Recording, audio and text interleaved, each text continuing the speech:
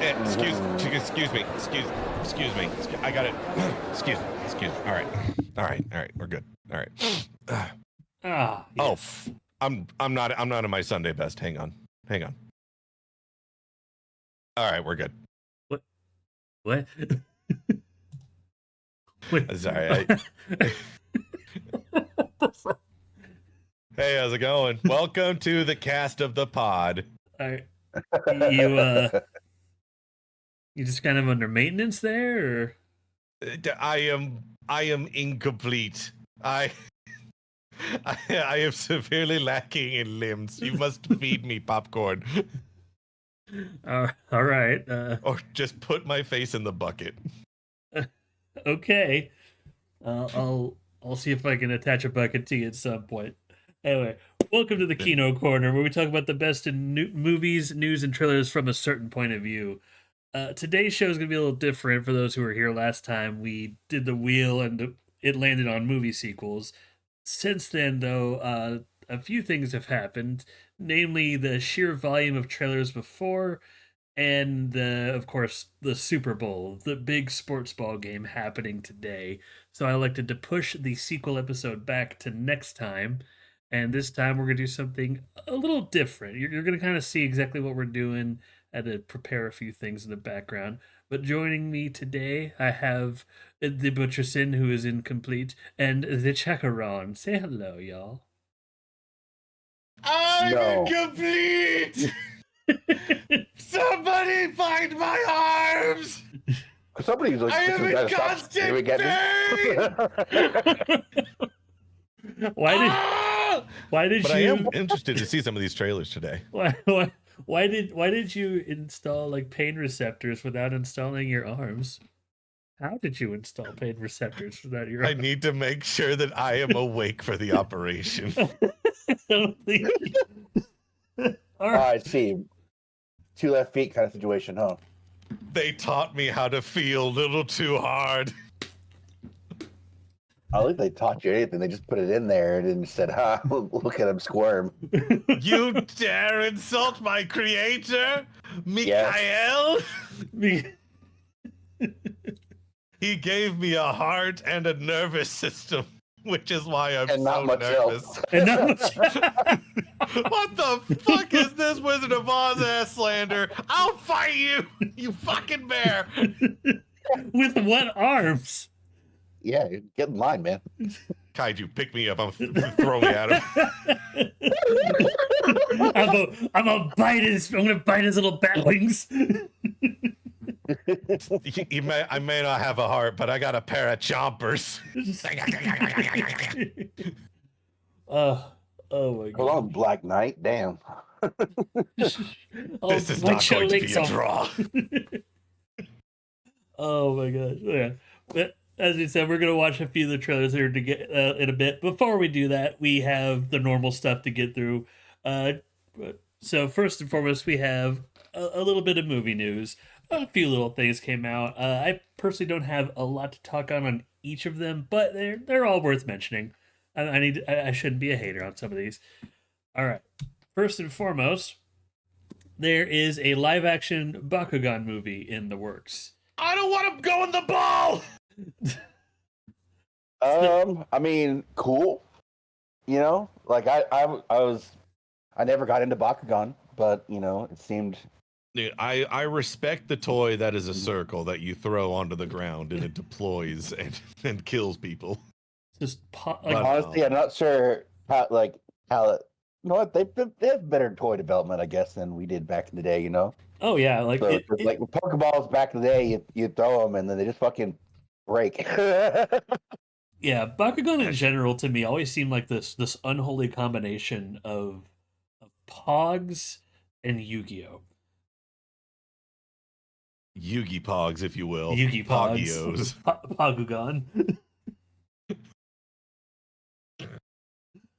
No, I think that's different. That's the one where you just throw a disc on the ground and it spawns a little man that goes, "I gotta kill you."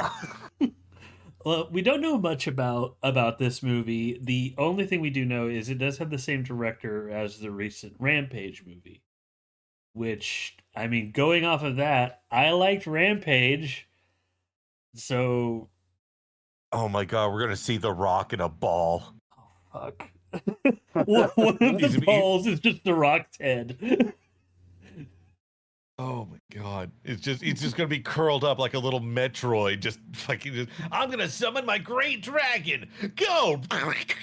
Hey, how's it going? It's me, the dragon, in Bakugan. It's gonna be freaking dumb.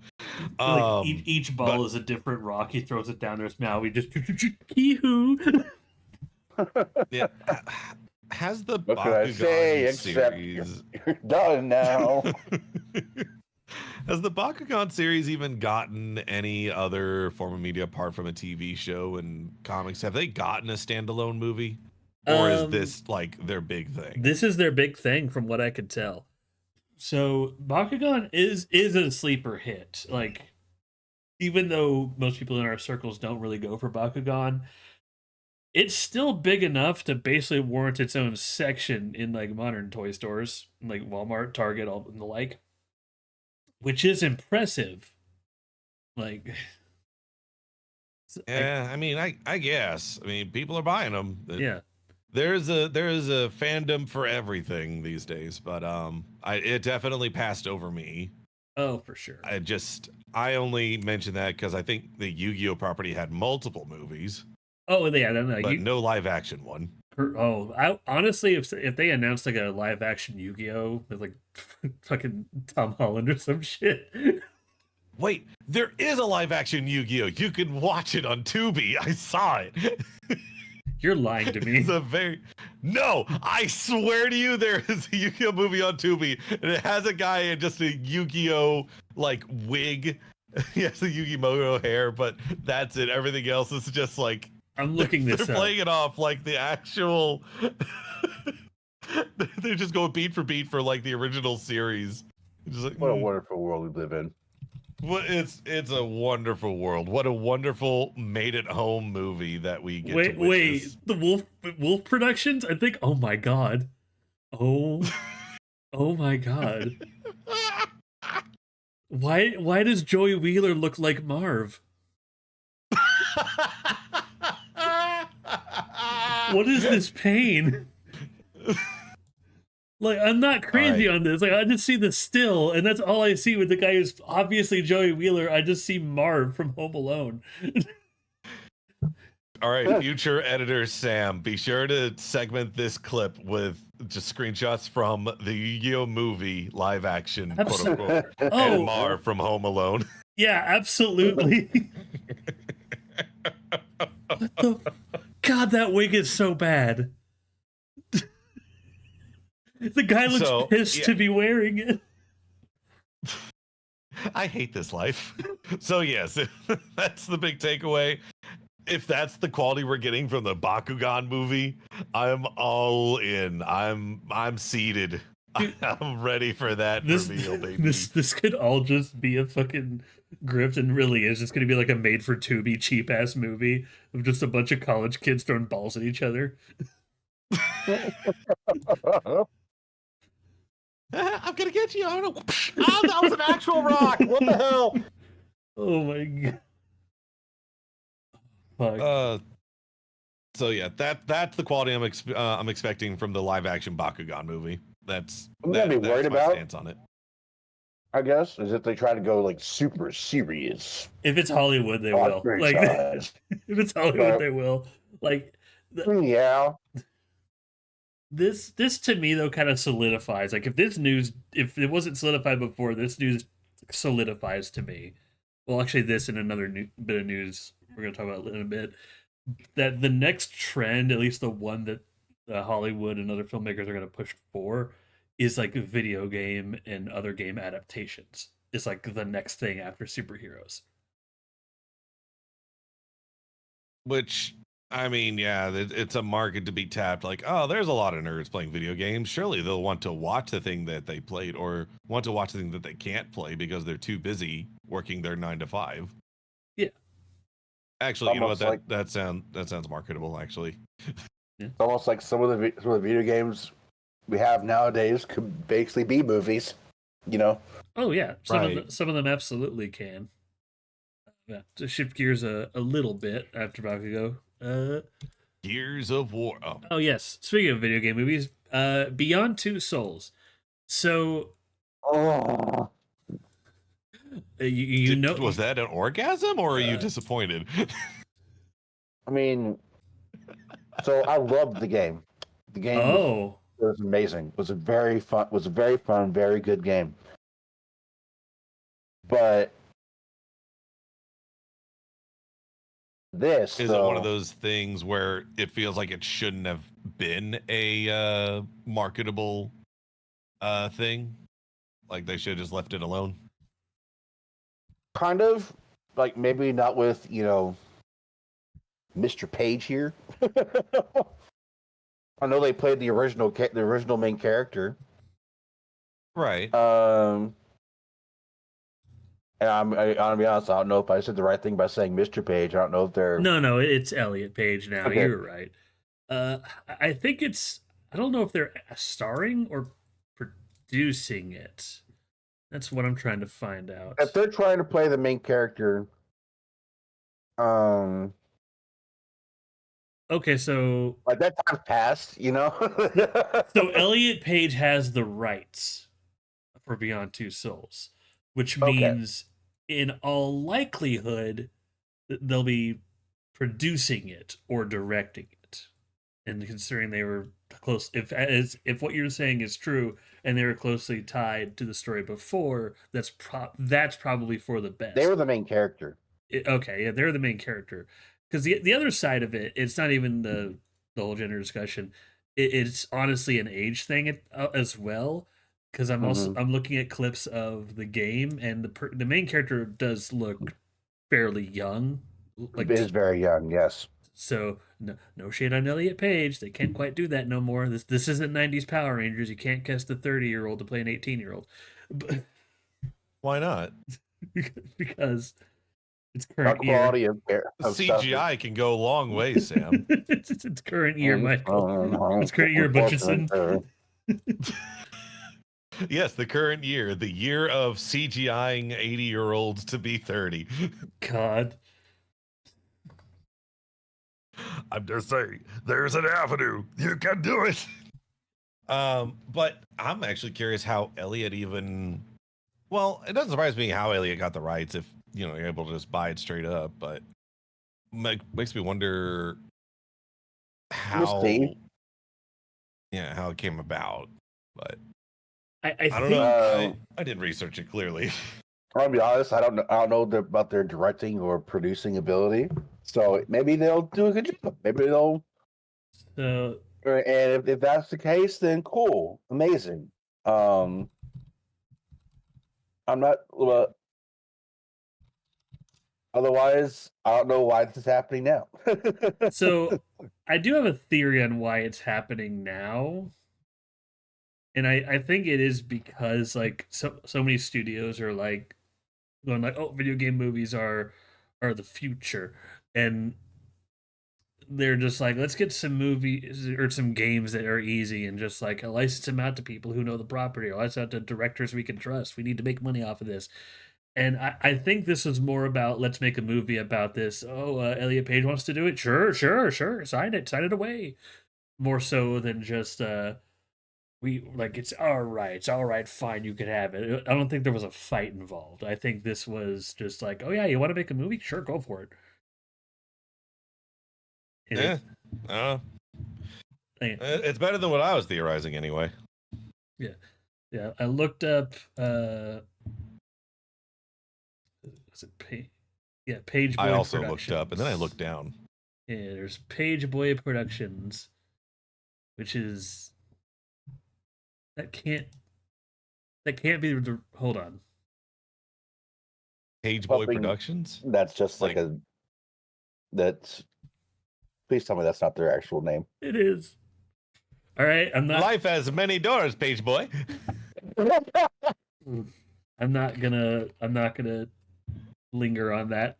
Elliot Page's company, Page Boy Productions. Let that sink in. All right. I can't. The door's locked. I don't Like- know. Definitely a Reject your wait and reality see is to substitute my own? thing. Yeah. Wait, Oh god, yeah. it's definitely a wait and see. Again, as long as it's in the hands of the people who were part of it before, or the people who like really loved working on it, like then it should be fine.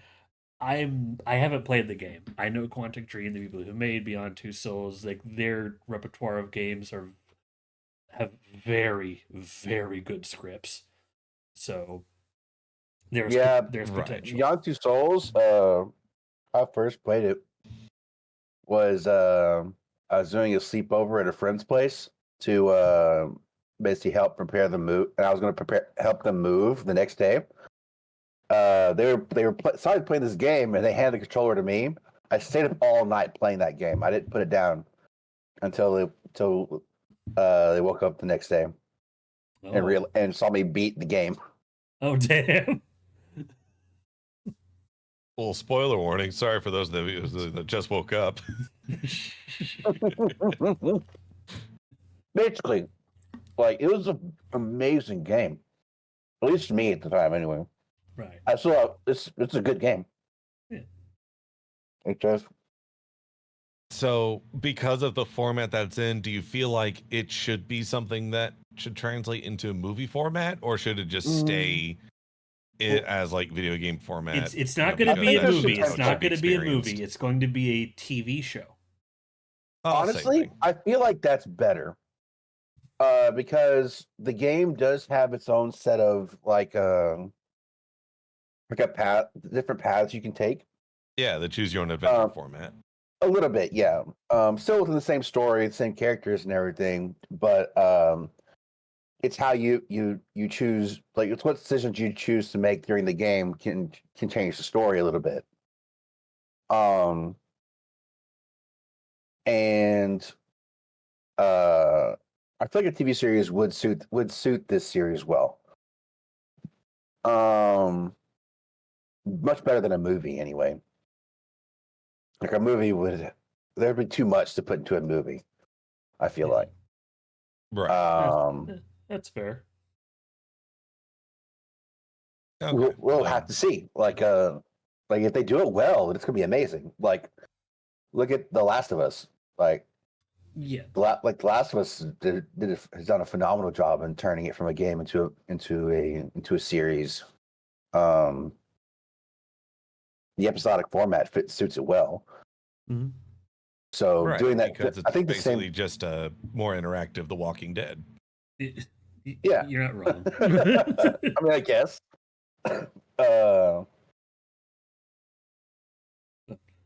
Yeah, again, we'll have to see. Yeah, We'll have to see. we'll wait and see. It's definitely there's no red flags as of yet. It seems it's just kind of could be good, could be nice. Yeah. I don't know. I'd be Page waving one if I Productions had is pretty arms. It's pretty red. Oh, you're a red robot. Does that count as a red flag? DJ, pick me up. Wave me around. I want to just take your avatar and just have it look like the bears attacking, but just like clanging two toys together. It just makes me think of the stock tales from like the Palo vids, just taking stock images. Oh no! Oh, core memories. I'm going to watch those after this. All right. Yeah. Next piece All of right, news. so what's beyond this one? Yes. All right. So I this one I almost didn't talk about, but My favorite gay lovers. You're not. You can't just say that. Sorry, I saw it in the corner of my eye. Just like, oh, they're in a relationship because one's looking over the other. Just like, yeah, I like him. You can't keep getting away with this. Listen. But then, I realized that is actually M. Night Shyamalan. Never mind. I retract my statement. It was either that or the picture of Jake Gyllenhaal looking sexy with that, like just showing off his wrinkled abs. And you didn't Photoshop that onto the picture next to M. Night Shyamalan. Oh, oh no! I just saw this picture. No, I literally followed a link and there's another picture where it's like it's just two pictures side by side. One is the picture of Jake Gyllenhaal with the fucking abs, and right next to it, it's just M. Night Shyamalan just turning around and smiling. He almost look, you know that meme of like the wilderness dude just doing the subtle like nod kind of smile. Yeah. Oh yeah. I swear it's just that almost looking directly at Jake Gyllenhaal like nice pecs, bro. Yep. Helping abs, definitely. Yeah. You know what? That right there, that looks like a good lead for my new romance movie. Yeah. Yes, but yeah, that is the story. Is Jake Gyllenhaal is going to star in a supernatural romantic thriller directed by M. Night Shyamalan. That's the big story. Big twist. I'm going to look up this part I didn't see earlier. So, based on original story by M. Night Shyamalan and Nicholas Sparks. I'm going to look up Nicholas Sparks. Isn't that the like ancient wizard from Harry Potter that they talk about from the Philosopher's Stone? No. Oh, fuck. Oh, okay. No, okay. So Nicholas Sparks is the romance movie guru for all those teen romance movies. Yeah. Oh, yeah. Never mind. I'm thinking of Nicholas Flamel. Well, right. Yeah. Writer of The Notebook. Oh, so it's about a guy that wrote The Notebook. Like the guy who wrote The Notebook is co-writing this with Shyamalan. Huh. Okay. So he's like Jake Gyllenhaal's here. That seems more interesting to me than the Jake Gyllenhaal stuff because these two, it's like I'm going to make a new romantic comedy or a new romantic movie. I need someone to help me write M. Night Shyamalan with a twist. He's gonna come on. It's gonna be M. Night Shyamalan. There's gonna be a twist somewhere. There has to be. It can't just be a straight. Well, it's a supernatural romantic thriller is the title, right? It is a supernatural. Yeah. Please tell me it's like a pseudo Sixth Sense thing where the person that he's in love with was dead the whole time. Is Jake Gyllenhaal gonna fuck a ghost? Dude, spoilers. Damn. Oh, it can't be fucking a ghost. That's the plot of Ghost. Oh shit! Yeah, you're right. Is Jake Gyllenhaal going to have relations with a fish lady or something and just? I don't fucking know. The fish lady's dead was in his sandwich the entire time. Oh god! What a twist! I love you, but there are aliens in the cornfield.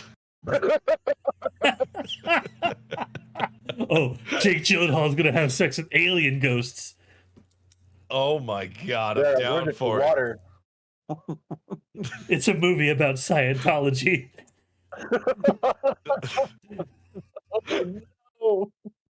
It could either be that, or it could just be like a super serious take on that one scene from the Ghostbusters where the one the blowjob doesn't blow it.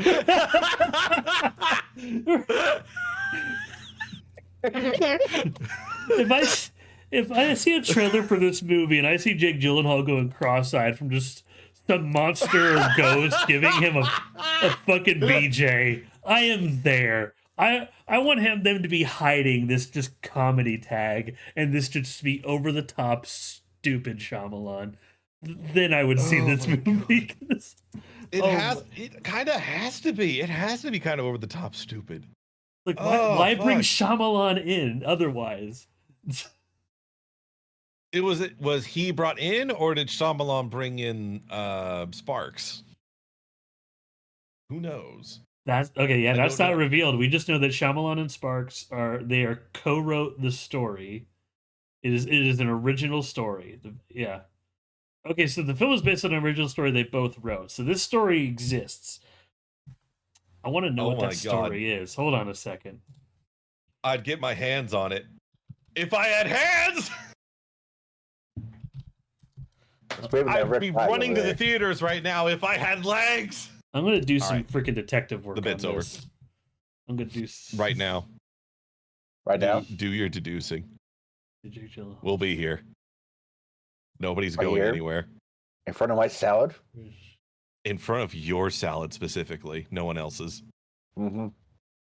Okay, so Sparks going to be the. I'm learning a little bit more about the film. Sparks is going to be the executive producer. Shyamalan is going to be the basically the co-producer. So Sparks is above Shyamalan because Sparks is the executive producer. Mm. So He's like trying to Not he's in. trying to like make these calls just like, oh yes, and you know they get together in a romantic evening and everything is going great, and Shyamalan piping up in the background, and one of us an alien. No, not yet. Wait your turn. I'm piecing this together, but the fact that it is all evidence is pointing to Shyamalan was not the one starting this and instead was called in is raising more questions. I need to know what this story is. What's supernet? Is Jake Gyllenhaal gonna fuck Nessie? Like, what is happening here?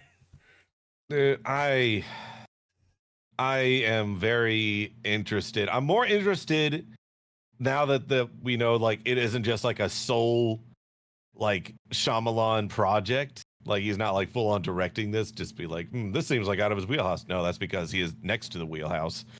As things are happening inside of it. Who knows? I'm very interested into seeing where it goes. And hell, between now and then, because it's apparently still like there's still no detail on like what the story is, because apparently they're technically not done writing it. It's like they're both penning it and have the concepts laid out, so they're like actively writing it together. So they have equal writing credits. Sparks is the executive producer, which means he gets final creative say in the film, which seems backwards. But if they do want it to lean more towards the romance, that's probably for the best. But yeah, probably. We'll ultimately see. Yeah. God. All signs pointing into it being a Pacific Rim sequel. You can't snow me. It's a secret. If you connect the dots from Japan to America, the connection will be there. It's a secret Babadook sequel where we finally confirm the Babadook was in fact gay with Jake Gyllenhaal the whole time.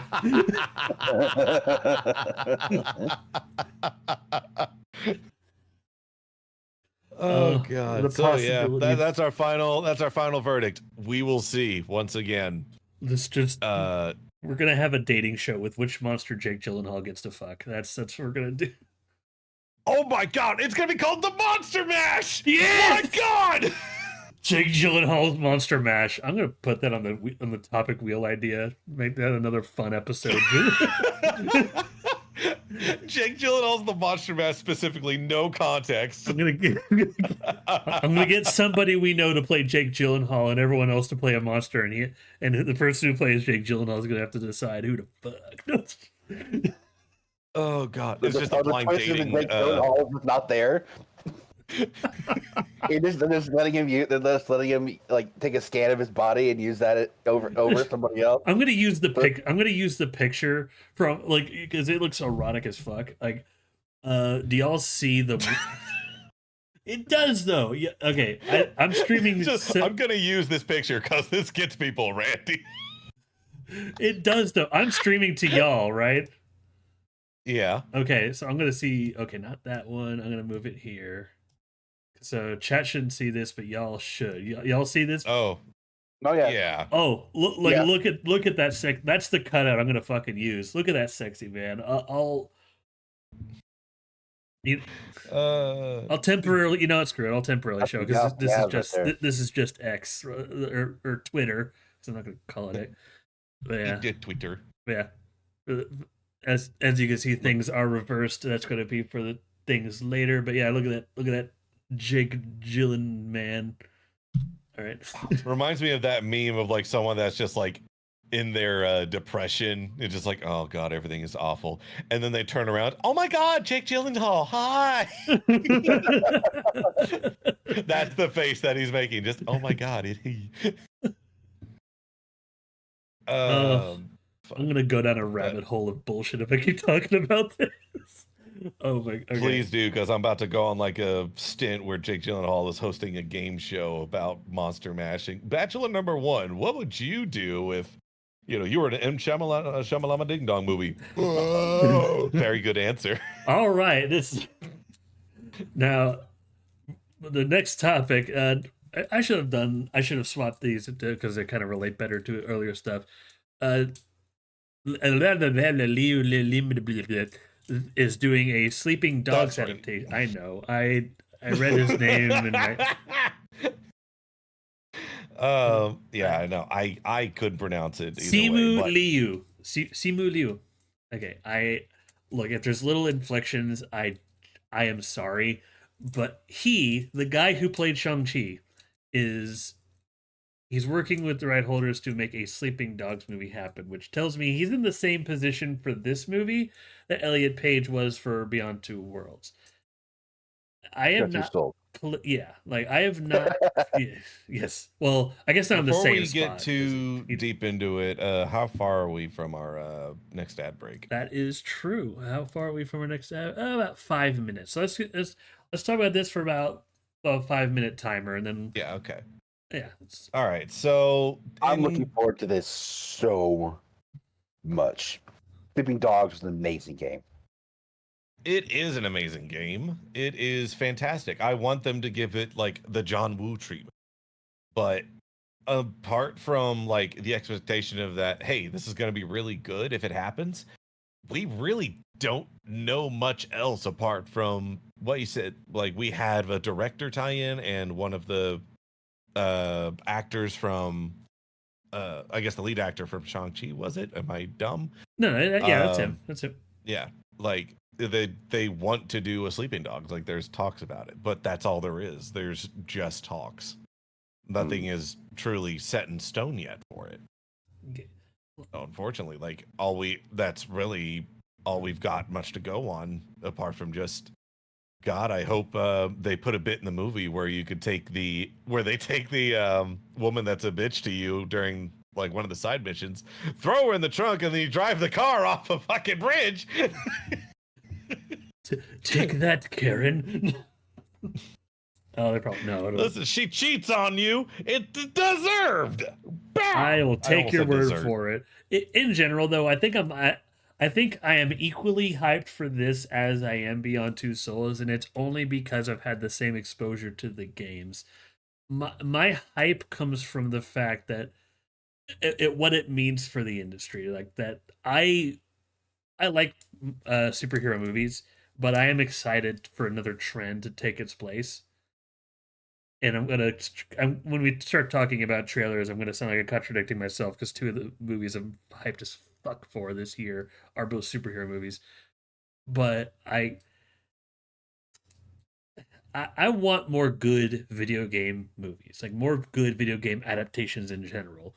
I mean, the Sonic movie was great. The Mario movie was fun for what it was. Like it wasn't like, and the Fallout series was amazing. Arcane is god tier. I want more like movies and series that are based off of games that we could look at and say that was fucking awesome.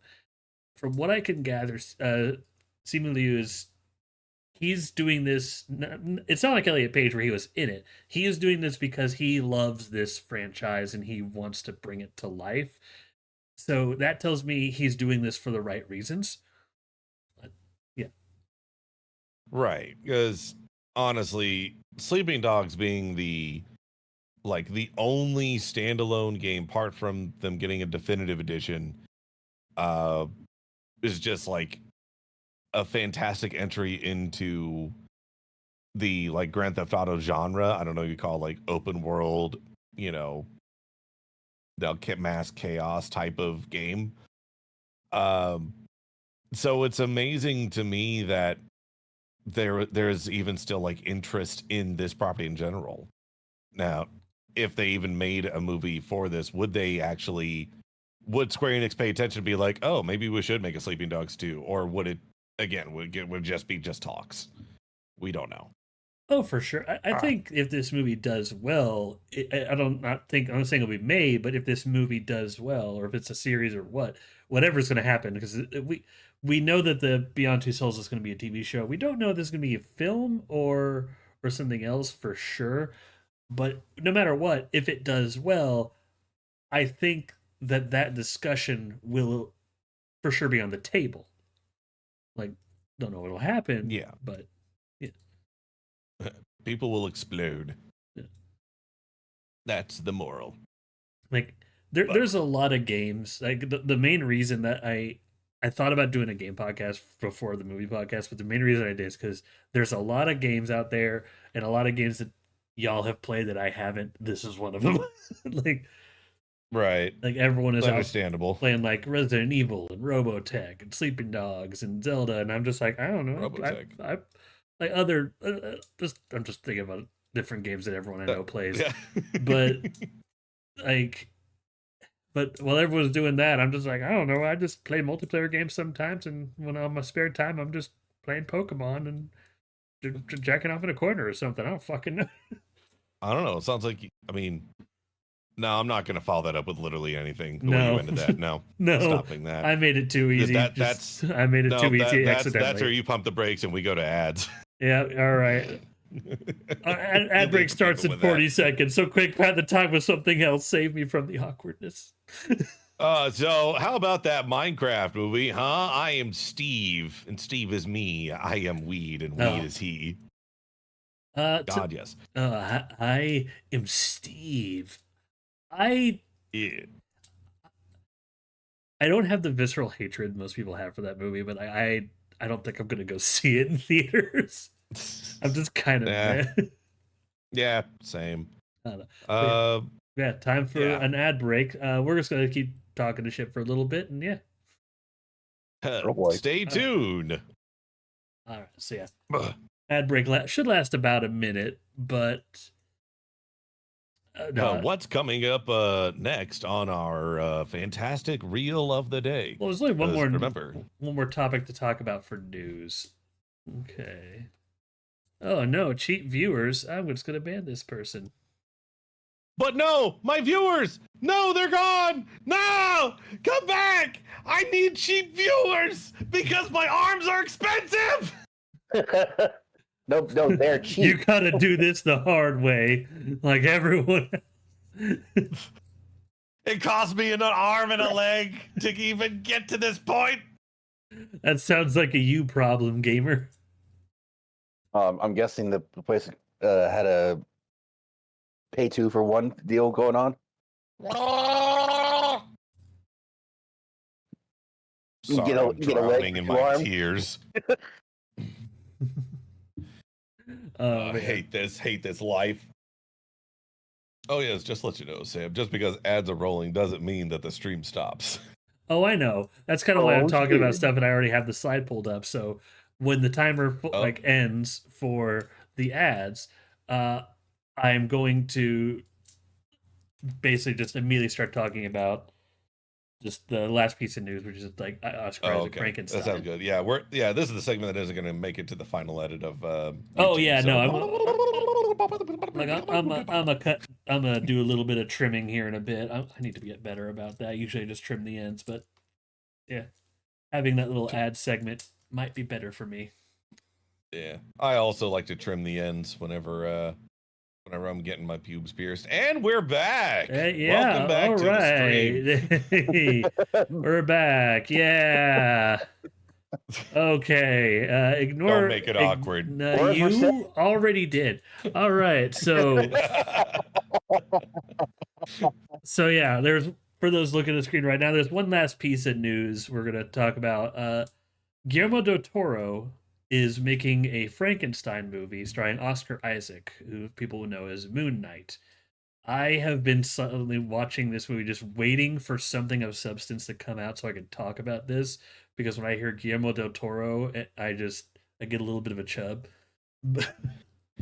I mean, he's a fantastic visual director. Like anything that he, is really passionate about. Like he's passionate about filmmaking in general. He loves the medium and just like what he can bring to the table. So like any type of visuals that he can bring, whether it's an original concept or bringing something from old folklore into a more modern viewing, like Pinocchio starring Rob Schneider, then he just knocks it out of the park. So Frankenstein, I'm very eager to see what he does with that. Having said that, I want to see I say I wanted to see. My first visceral reaction is seeing Mr. Moon Knight over here, also known as Mr. Star Wars, Mr. Ace Pilot, bringing this monster to life. And he goes, "Aah!" And he looks at the camera and goes, "He's alive now." And that's it. That's the bit. The whole bit. We don't know. We only have. We know it's coming out on Netflix, and we have a release date. At least I thought I had a release date. Let me look and confirm. When it happens. Yes. Del Toro Frankenstein release date.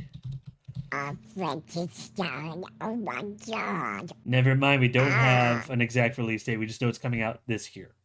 Which Okay. So since we don't have an exact release date, and we now see like set photos like during the editing phases of this, my gut's telling me this is probably going to be an October release. If not an October release, maybe earlier, and they're going to turn it into an episodic thing. Did they say episodic, like TV series or a movie? Let's see OVA. here. Explosion. It's a film. It is a movie. Okay. There's two main set photos out right now. One is the one that I showed on here, which I opted not to show the other one because I feel there's not really a spoiler, but I feel it might be giving away a little bit too much, where it basically shows Oscar Isaac in the lab, which the set design of the lab, oh, I love it. Dude, it's gonna be good. He's gonna knock it out of the pot. It's gonna be a decent film. It's gonna be nice eye candy for sure. The little detail in the lab that I like, that I don't know if it's really ever been in a Frankenstein movie, as weird as it sounds, is like there's actually like bodies and like body parts and shit in the lab. Like it's obvious this guy was just basically scrounging a bunch of parts for the best of the best. And like you see like the stitches, like he wanted like this person has the best bicep, this person has the best foot. Like you could tell this guy got down and dirty with body parts. Like there's blood and I have the proper toe. I've got the proper calves. Yeah. This hairline is perfect, but I can't find a good fucking penis. How is my monster supposed to fuck if he can't fuck? Whatever. I'll just make one out of a rubber hose. Wait, no. I remember the Greek idea.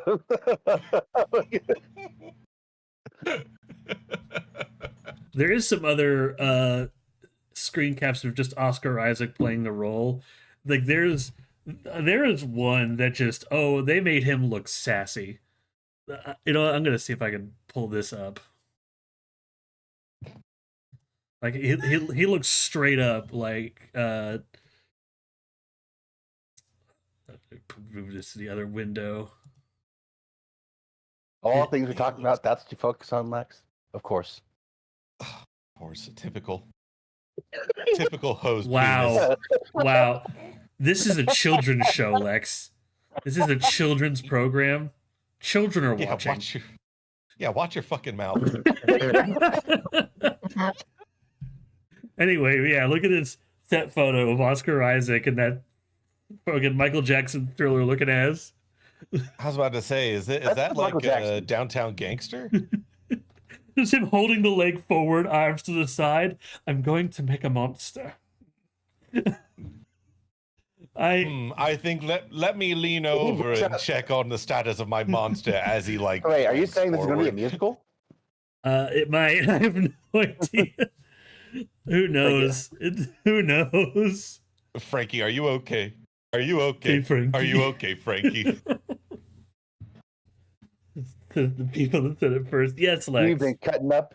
You've been slicing up the dead people.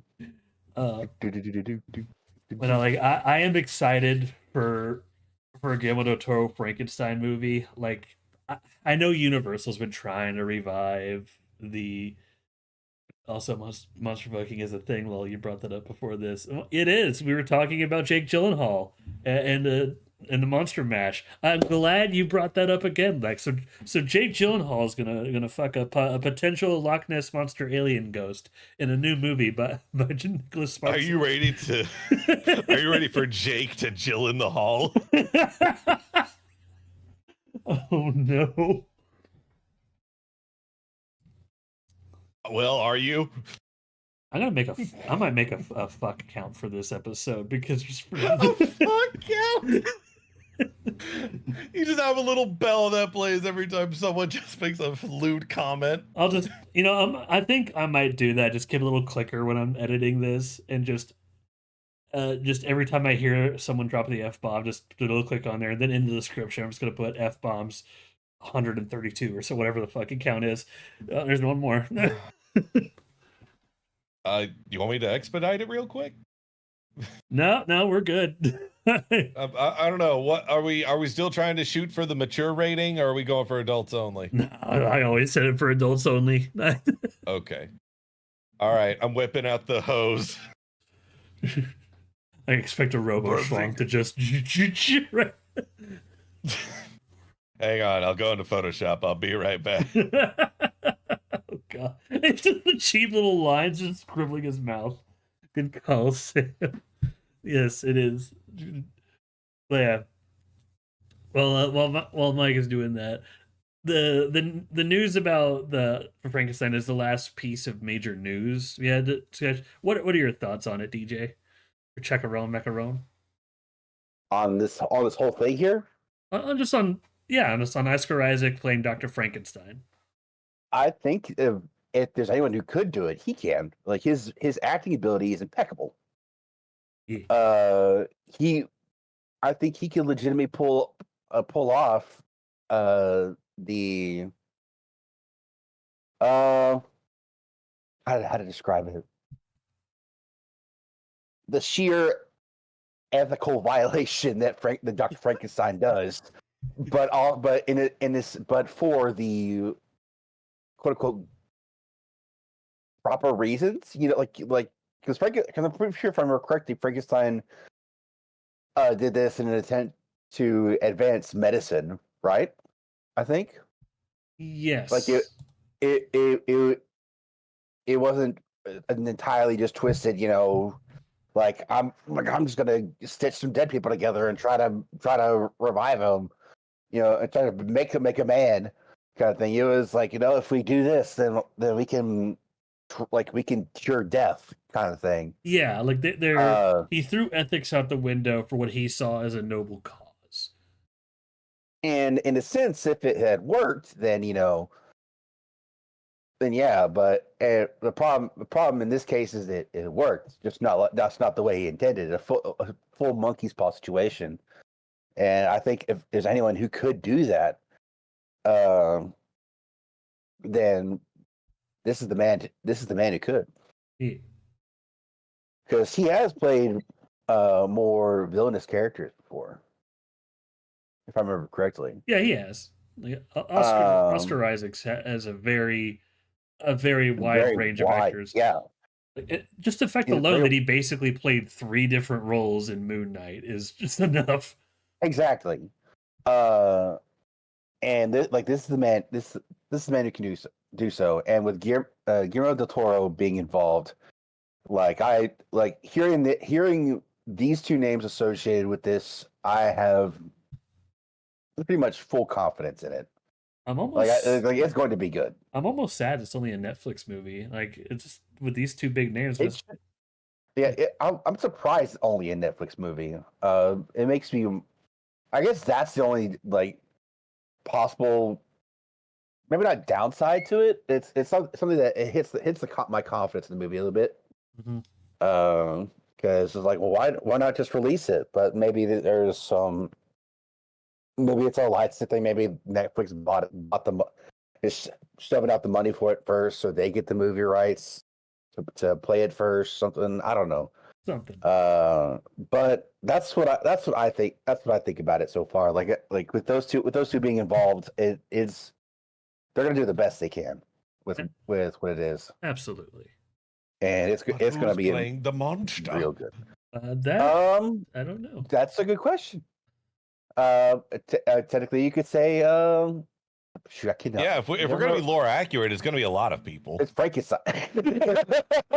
The real monster were the friends we made along the way. Wait. I made my friend out of other friends. All right. Well, yes, that'll be the last bit of news to talk about. Before we go on to the main events, we're going straight to new and recent films because today is going to be a bit of a trailer-palooza, and I'll talk more about that in a bit. But has anyone seen anything new, any new movies, or anything in theaters, or just one thing they want to talk about? Species 3. No, I already did that bit. I don't remember if I watched anything of recent. Like it's. I have not watched anything recently. I have Yes.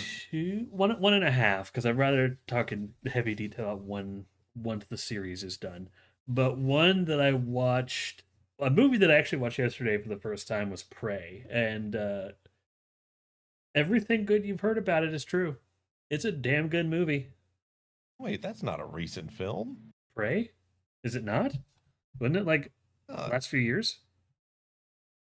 well, I mean, you got on me for talking about a recent film being like from the same year, like 2024. It's just like, Well, no, it has to be more recent. okay.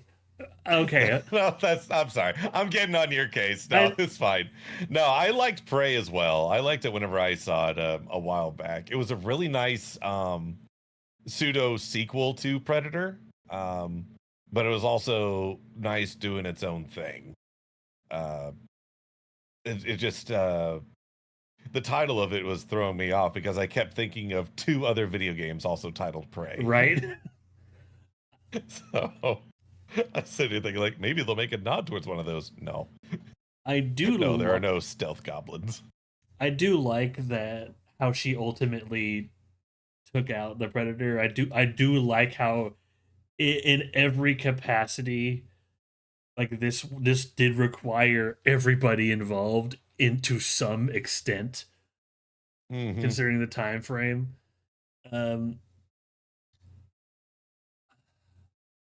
I know I've heard there's of course the minorities and like, oh, this movie is just kind of sexist. It's like it's the fucking Native American tribe and like Civil War America, dude. What the fuck do you expect? Like it whatever.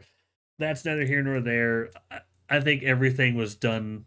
Everything was done with taste, and I one thing I learned about it yesterday is apparently the DVD, there like the movie was shown in English, but if you get the Blu-ray, there is another cut of the movie that basically just has them speaking in the original native language with subtitles. I thought that's how it was by default. I didn't watch it in theaters. Huh. Oh, was it? Okay. So I watched it in the Native American version. All Oh. right then. Well, maybe I have it backwards then. No, I don't know. Maybe no, you might be right. I just the way I watched it, they were speaking their own native language. And it was kind of was like, oh well, all right then. Then yeah, I have it Eskeety. backwards. Yeah.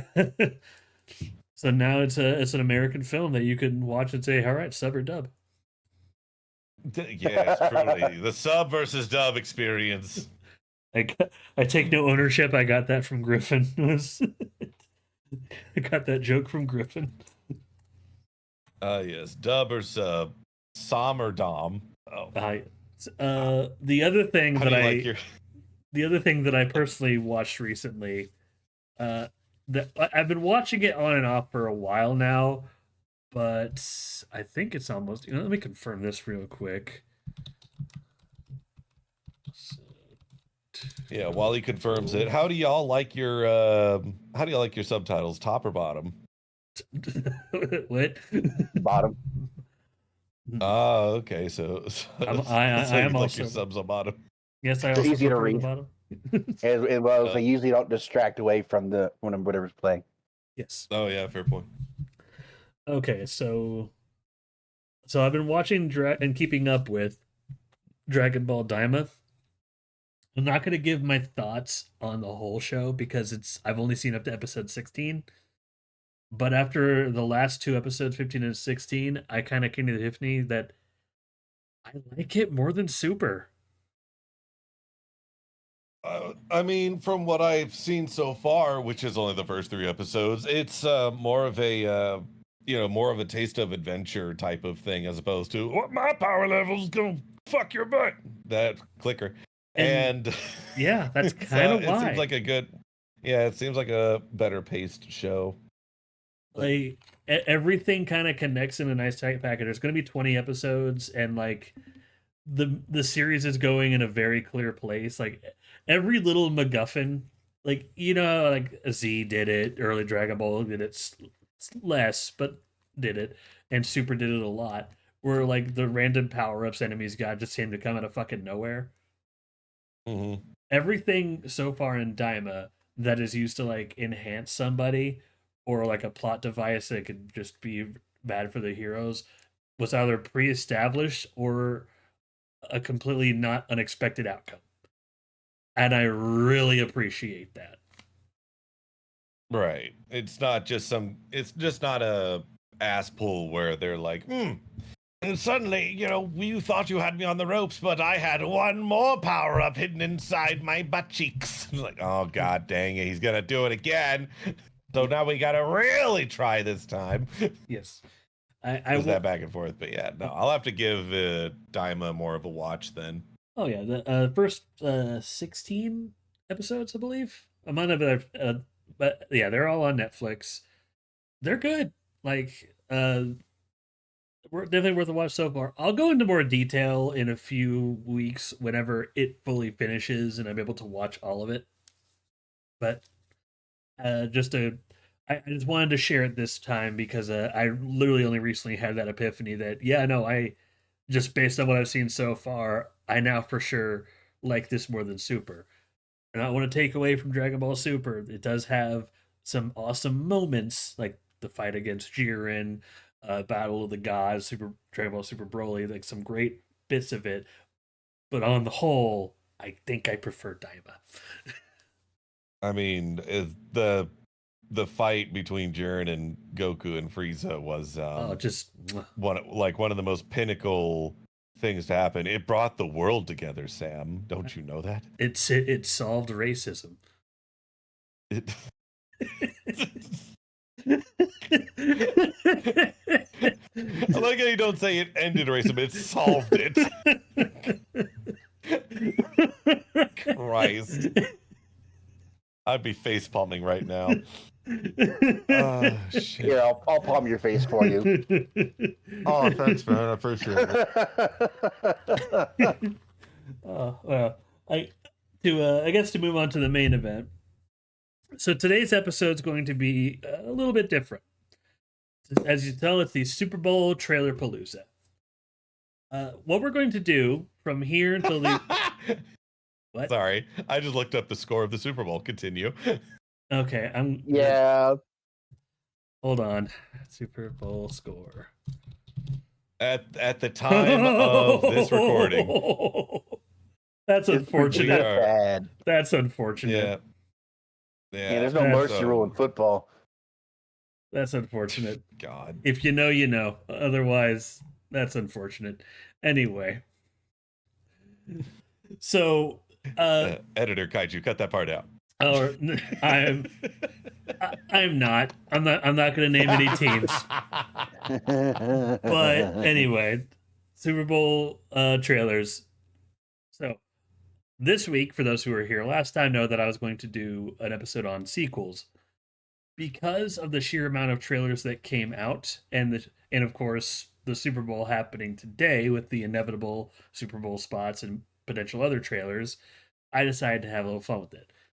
The three of us, we're going to react to the notable trailers that have come out in the past 2 weeks, as well as any of the new teasers and spots for the Super Bowl. And we're going to basically constantly flip back and forth, watch it together, give our live thoughts on each bit by bit.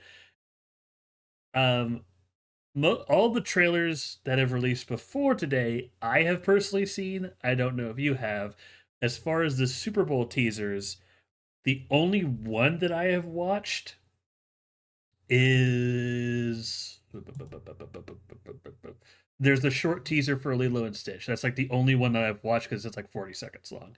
Everything else I'm kind of over my head. So but now what y'all are going to see on screen, some of the text might be a little weird because the image is going to be flipped. I'm be posting this to YouTube.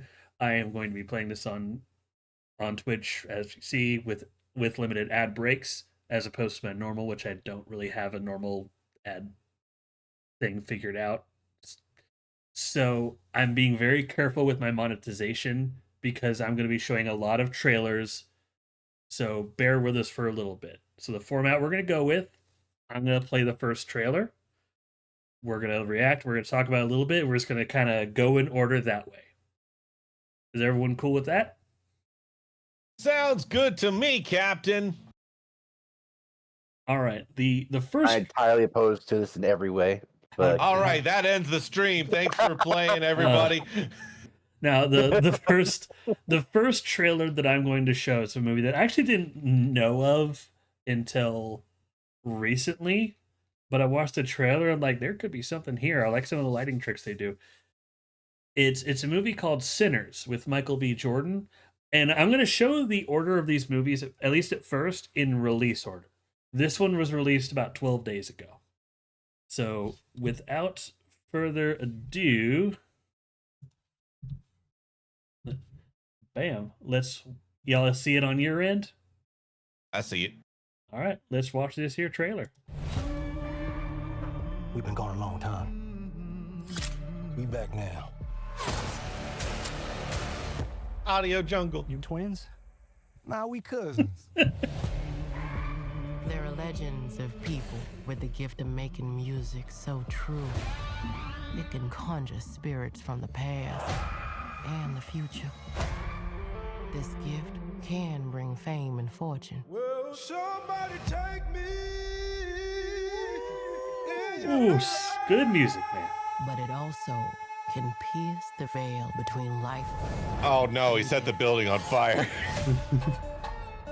Listen here. This ain't no house party. I don't know if you know where this movie's going. Y'all ready to drink? Y'all ready to sweat till y'all stink? You want some? You keep dancing with the devil. Careful, boy. You gonna bite off more than you can chew. Oh no, he ate her. I'm gonna follow you home. We got us a problem, y'all. What the hell Dear. going on? Oh, we heard tale of a party. This world already left you for dead. I can save you from your fate. You don't need no saving. Yes, you do. And you are? I am. Your way out. Don't cry. It's all better now. Yes, I lied to you. oh shit. I don't believe in I that. told y'all. Ghosts, demons. Just power. Somebody please take me.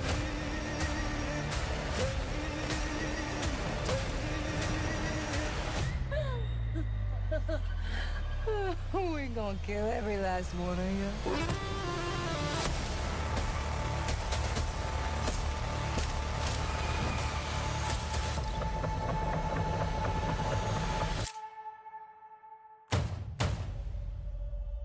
Hey, I ain't mean to scare you.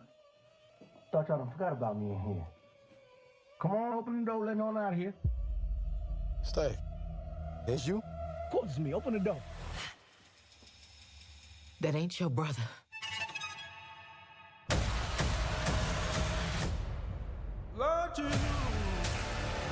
Yeah, it's me whenever the head worms start tickling around. Yo, smell anything? I think I shot myself. Yeah, me too. So yeah, that was a movie called Sinners. What did y'all think about that? Caught me off guard. Yeah. Sure. I think it accurately portrays exactly what the white man is. Like honestly, when I first saw the trailer, I thought this was gonna be like a heavy, like kind of racist leading movie, and I saw like the red in apparently the head vampire's eyes. I'm like, okay, I appreciate the lighting there and the symbolism. Like, this guy's obviously bad, but then they went ham and like, oh, he's straight up a vampire. Oh shit. I thought it was gonna be like a devil situation, like he's the devil and he, offered him, a price for some shit like that. And then, but nope, this is just a vampire. He could still actually be like the devil or something. We don't know. Nosferatu, except went south. Ooh. Nosferatu in the bayou. Suckers. Dracula's lesser known brother Dale. I'm Nosferatu's cousin, Bubba. My you out a pot down here. my favorite comment. I don't know why this tickles me so much in this video. Is like, finally we get to see Michael C. Jordan in his debut film with his brother. I don't know why that tickles me so much, but it does. Because you like the alphabet. Alphabet. Because we get to see Jordan. But no, like I'm a Florida boy, so just that kind of soulful music always have a special place in my heart. So I do like the soundtrack based off of the trailer. A well done vampire story to me, it can always be good, but that's the thing, it has to be a well done one. And this at least seems like they're putting enough care into like what could actually happen in this scenario. Oh, what would happen if the white man were actually vampires? Well, we kill them, obviously. But we die. I'll tell We you don't what, kill you. it's very simple. They solve racism.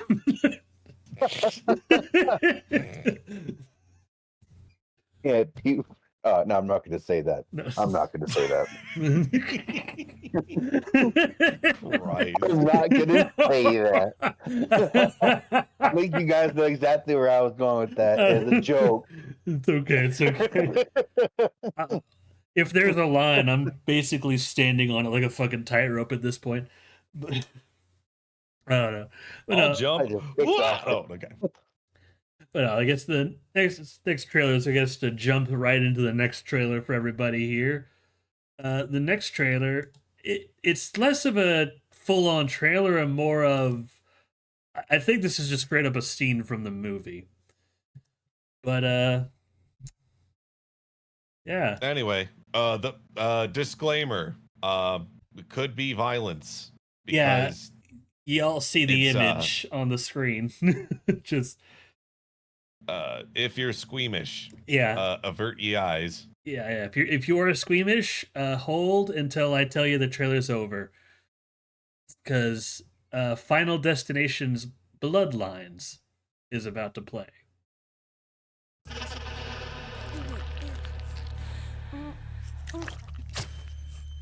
My old man just died. Yeah, I come in as a right favor, there. and now they want me to lock up. I'll never get a piercing, dude. Hey, 5-star review, yeah? Like and subscribe and all the things.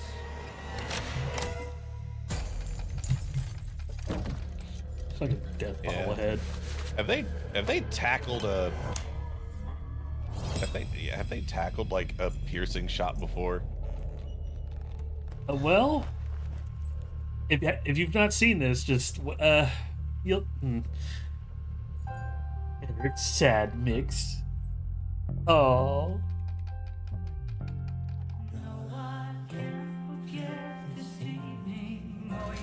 Oh my god, he deserves the bad things that are about to happen. I don't know if he does, dude. This is like my third time watching this. Oh, come on. That song, really?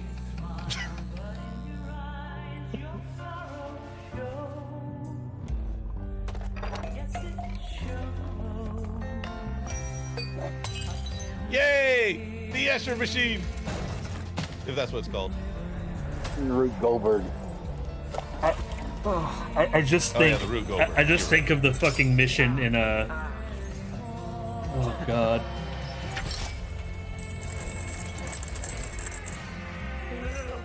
Oh, you I just think of that one mission in Mansions of Madness and the people who die in these fucking creative ways. Dude, at that point, yank the motherfucking chain off of the...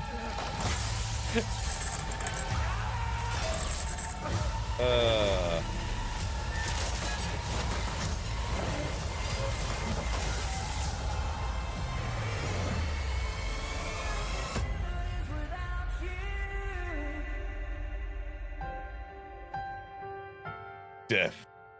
Taxes. Oh boy, you sure like your squeamy beamy films. All right, the trailer is over. The trailer is over for everyone who's All right, so for everyone else that didn't look at it, let's go ahead and roll it back to the nose. No. I seriously, as soon as like the fire lights at the bottom, I really do think back to the Mansions of Madness mission where we have to play the fucking carnival music for people dying in just absurd and stupid ways. Right, because that's basically Final Destination in a nutshell. Just is like, oh my god, it's, one thing's gonna lead to another. The Rube Goldberg machine. Thank you for correcting me. Kicking into play. You're It's welcome.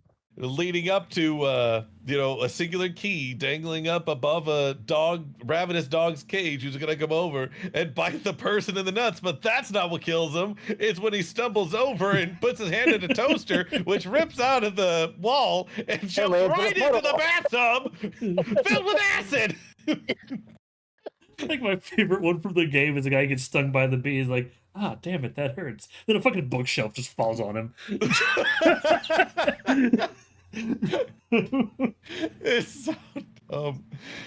Oh god, we love the Looney Tunes stuff in Mansions of Madness, but this is Penny Dreadful's Looney Tunes. That's what this is.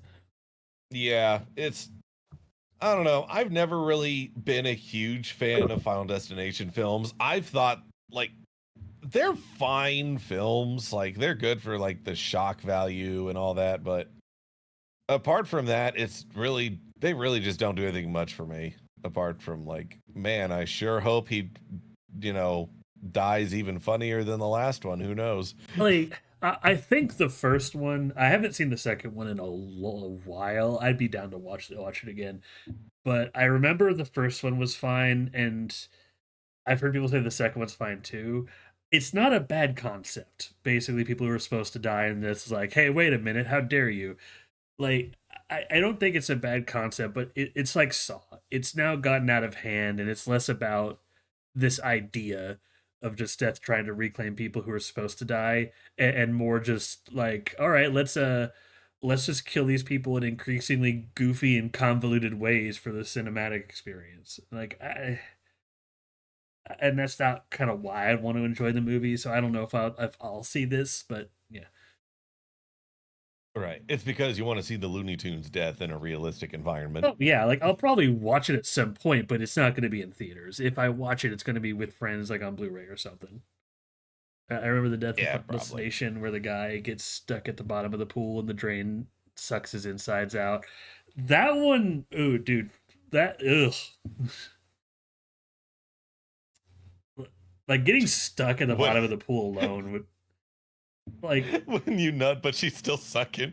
Yeah, but that alone explains like how extra these kills are being. Like, all right, so the pool suction's not that bad, you got like yeah. if you're pole sucking it, entire person's insides out. There's something wrong with your pump, man. You got something on there that's not supposed to be there. Right. But that's the thing. Like, it would have been tense enough if the suction was strong enough to basically it got stuck to his bathing suit or something, and like he couldn't get out until he finally took out his bathing suit, but then it was too late, so he drowned. That would have been something, and I think a lot more tense. But they didn't want to go for tense. They just wanted to go for fucked up, and just shock factor. That's kind of where the series loses me. Mm-hmm. I mean, if you want to talk about like, you want to talk about like legitimate deaths, like, I mean, yeah, that could be like legitimate death thing of just like, a series of unfortunate events happened, but it just makes me think of the oh god, like where there was divers that were trying to fix like an underwater pipe. You may have heard of it. Mhm. But like there was like a damaged intake pipe somewhere under the ocean, basically, and because the pressure is so intense down there, like whatever got close to that pipe just instantly just snapped up and Oh, just sucked in, okay. including one of the divers that went down there. So that's why Final Destination films don't do it for me, because I know real life is just as cruel. Right. That's just scary. Like, stuff that plausibly happens in real life is it can be just as like screwed up or fucked up without going into the realm of the absurd. So that's why like I remember the first one, like the meme about Final Destination is just basically driving behind a truck with the logs on it, and then the logs basically fall loose and hit to your car. Is it a little extra? Sure, but there's no like, there's you could believe that would happen to somebody, and that's why I think logs that's don't have to fly off the truck, bounce off a passing 747, do a triple somersault, land behind the car, then bounce it into your windshield. exactly. Yeah. Right. It's just, I don't know. It turns into a circus act at some point. You know, the door, the pics that they show, the guy got turned into ground beef. Oh, like depressurization, like death in a plane, which like, oh, I don't want to start a conversation about just like worst ways I could think to die, because that'll just turn things morbid. And I'm going to be honest, the next two trailers to show are going to put me in a good mood, because I'm hyped for both of these. Oh, so I'm just going to ride this out. Like, all right. You're hyped for Pinata Puppy World? No, boy. That's a game, first off. And it's not the next trailer we're showing. Why do I know? Then why is it in the list of trailers you have on the It's side not. here, Sam? It's in the fucking recommended to the right of it for the I'm seeing Thunderbolts. I'm seeing why Avengers. is it watched like 50 times for you, dude? Listen, all right, I'm gonna prove this to you. Then we're gonna start the next trailer. We're gonna start the next trailer. It's Fantastic Four, and if you haven't seen the trailer yet, we're gonna watch it. And it's like some people are divided. Wait, this has a pinata in it, motherfucker. I can see the paper, man. Makes it pop. But all right. It's called the Fantastic Pinata, the Purse Peps. Yes. Yeah, if you haven't seen the trailer for Fantastic Four, I am hyped for this. Like, yeah, well, let's see what y'all think of this. Welcome to the Baxter Building. We make a point to do family dinner every week. Sunday at 7, on the dot, no matter what. We're all here. Herbie, how's that sauce coming? Yeah, I'll be the judge of that. Okay. Okay, is this guy good or what? I want to add a couple cloves of garlic. Not because it's not delicious, I just want to add a little bit of zip, okay? This July. Before we went up the first time, Oh, you couldn't turn invisible. I love the way the thing looks. This. Oh, Ben wasn't a rock. Which thing? Pilot in the world That right thing. here. Yeah. Best looking, he means. And Johnny never caught fire. Ben has always been a rock. I don't know why. I thought that was Ryan Johnny Gosling for a is second. Johnny. Hi. And I am right here. Whatever life throws at us, we'll face it together.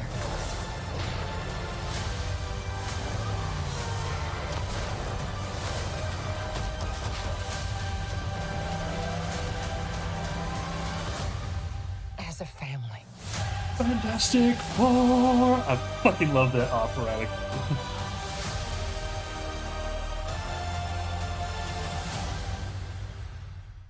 Welcome to the family.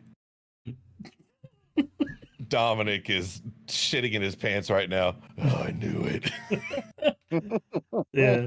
What did y'all think of what do you think of the Fantastic Four trailer? Because I know a lot of people have been talking about that one online for different reasons. Finally, not an origin story. Oh yeah, no, this is not an origin story. For those who don't know, this version of the Fantastic Four is well into their career. They are already well established. And this is taking, for those who care that much about the lore and how it connects to everything else in the MCU, this is a separate universe where it's basically, for all we know, just them. We don't know what's more. But it takes place in the 60s in like a pseudo. You know how the 60s had their look of the future and everything was like sleek and sharp? Like, yeah, I really thought it was 1990. Yeah, it's like the 60s pseudo future, so it kind of looks almost 90s, but it does take place in that universe's version of the 60s. Like it's Okay. kind of, yeah. That's why everything, it almost looks like the Jetsons in a weird way. So one thing I was reading about, unfortunately, I'm not a big avid comic reader. I just read things on internet and take it as gospel. But one of the takes on online that I've seen with comic backing was that there's iterations of the Fantastic Four where the lead, Mr. Elastic, Mr. Bombastic, actually like has to make these is basically like putting themselves up as like a brand. Yes. You know how like the X-Men are kind of treated as freaks, right? Yeah. Where he was kind of jumping ahead of it and just being like, we need to market ourselves as superheroes so that we don't like find ourselves out on the street because of what happened to us. So I'm wondering if, so I'm wondering if that's the direction they're going to go with this one as well, where it's just like, I would imagine. Yeah, we kind of have to market ourselves so that way, you know, everyone else in the group can find happiness in some way. I would imagine, and like I learned this very recently when I was kind of researching Fantastic Four, but the original story is and it's not just like a one-off. Most of the time, if not all the time, Fantastic Four is like usually the first team to out themselves and make themselves public, and it's a decision by Reed Richards, and it's entirely because of Ben Grimm, the Thing, because Ben Grimm basically turned into a big orange pile of rocks. He didn't choose to look like that. He can no longer live a normal life, and now everyone's just gonna look at him weird. And Reed Richards like, well, if everyone's gonna look at him weird, they're gonna look at all of us weird because we're a family, and that's kind of the whole reason why he does that. And considering in this trailer, we do see like the Thing merchandise. Like I'm just like this has to be like they've been this way a while. So that's I imagine that's the angle they're taking. Right. Meanwhile, Galactus showing up is pretty wild. Yeah, it's a choice. Yeah. And then you see his daughter behind him going, "Get that cart moving again!" Oh, no. If we see the fucking Marvel rivals Galacta in this movie, fuck. But we do know there is going to be Silver Surfer in this movie. It's not going to be the dude Silver Surfer. It's going to be the woman who's like a name. I don't know enough about the comic book names, but it's going to be a female Silver Surfer, played by the actress from The Wolfman. Now that I've seen that movie, I can tell you that she's a great actress, so she'll probably do good. We'll see her in another trailer, hopefully. Are we going with authentic effects and just spray painting the shit out of her, or are we going to go CGI? Also, people theorizing Sue is already pregnant, so he might be getting Franklin Richards. That is true. There's a lot of people just like really breaking down this trailer, and there's like a story plot with Fantastic Four that kind of relates. We know, like one thing we know is that Fantastic Four First Steps is going to accomplish two major things for the MCU. One, introducing the Fantastic Four. So like this team is going to be the Fantastic Four going forward. But also the other thing is having them interact in intertwining them plausibly with the mainline MCU because they're in their own universe right now. Right. The main storyline that does that, again, I haven't read the comics, I'm just kind of pulling what other comic book stories have pulled, is there is Reed Richards and Sue Storm have children. One of them is named Franklin Richards, who basically is a reality warper. And so the big theory is Galactus is approaching Earth, not so much to destroy it, but basically saying like, "Hey, I just want to let you know, your kid can destroy realities. Watch that shit, or I'm gonna watch it for you." Your kid is already in serious trouble. We've already deemed him a threat. Yeah, it's the end of the multiverse saga as well as the kickoff for Phase 6. Yeah, like this movie is going to lead into Doomsday and Secret War.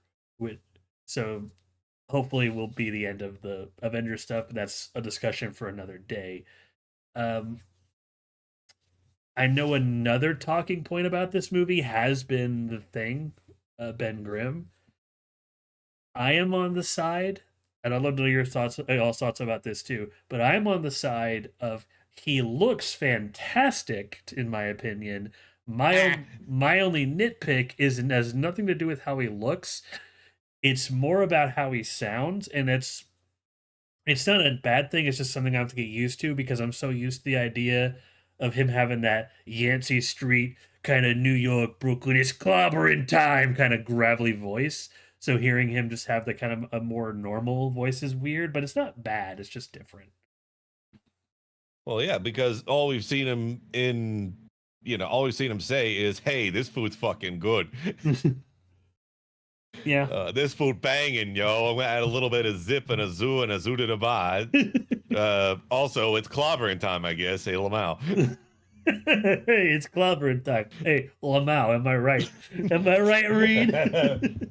What the hell's a Lamau? I don't know. I picked it up. You'll hear about it when you're older. Anyway, let's get to zip in this dish. You know what I'm saying? What did you think about it, Chacaron?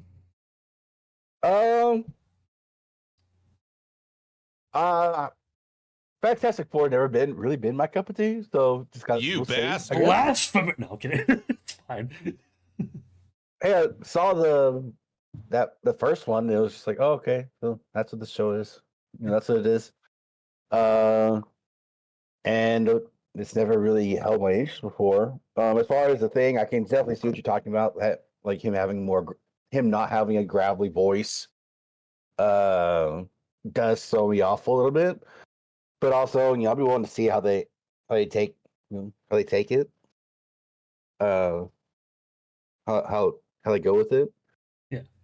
I actually have very little thoughts about it. Just like, oh, okay. That exists. I've kind of checked out of Marvel, honestly, for a bit now. Granted, that was a Fox thing more than a Marvel thing, but Yeah. you're right. Not true. To be honest, I think this year in general, like, I think between Fantastic Four and Superman, and I told Griffin this, those two movies together are kind of going to be my determination. Like, am I going to keep up with both? Am I going to completely shift over to DC? Or am I going to give up on DC and stick with Marvel? Because if they can't do the Fantastic Four right this close to, like, Avengers Doomsday, when Doctor Doom is now their focus, I'm kind of I'm really starting to, I'm kind of lost it with Marvel at this point. So this movie is kind of pivotal for me. So I'm happy that it looks good. It does, and I really want it to be good. But conversely, Superman also looks great. What little I've seen of Creature Commandos, fantastic fucking show. And if Superman is like just great and Creature Commandos is great, and that's what DC's gonna pop out, I might just switch over to that. So like, and I think Marvel knows it. I think Disney and Marvel are aware that, oh shit, DC's trying to pull out some powerhouse shit. We need to actually try. So I hope that's going to turn out a better product, but we'll see. Yeah, I mean, there's a whole thing I could say about what they've shown of Superman, but again, that's probably got to be another topic for another day. It is. Like, I think I might add to the wheel at one point just superhero movies, just not just Marvel, just the wheel. Which, a quick disclaimer for those who don't know, there won't be a wheel today because since I pushed back the sequel thing, that's going to be next week. Yeah, just for those who don't know. But yeah, I'm excited for Fantastic Four first steps. The other thing I know people noticed, and I think people are taking too far the speculation, is like, oh, we got to see everyone's powers but Reed Richards in the trailer. And their immediate assumption is that means the powers must suck. I'm like, no, I think they're not showing it because they're proud of it. Like, They're proud of not showing their powers? like no, I think they're proud of the effect that they got to use for Mr. Fantastic, because he has a very just, if you do his powers right, it could potentially like look amazing. So, like, considering how much care they put into comic accuracy of Ben Grimm the Thing, and there's even little details that I saw some people point out with Sue Storm and Johnny Storm. Like when Sue Storm is bending light, there's like little like rainbows of reflecting light. When Johnny Storm is flying through the air, his hands are like burning the water in the air and leaving a mini vapor trail at his hands. Like if there's going that far into the attention of the smallest details, I'm hoping that the reason they're not showing Reed Richards' like stretchy powers is because they are proud of it. That's kind of where I'm leaning.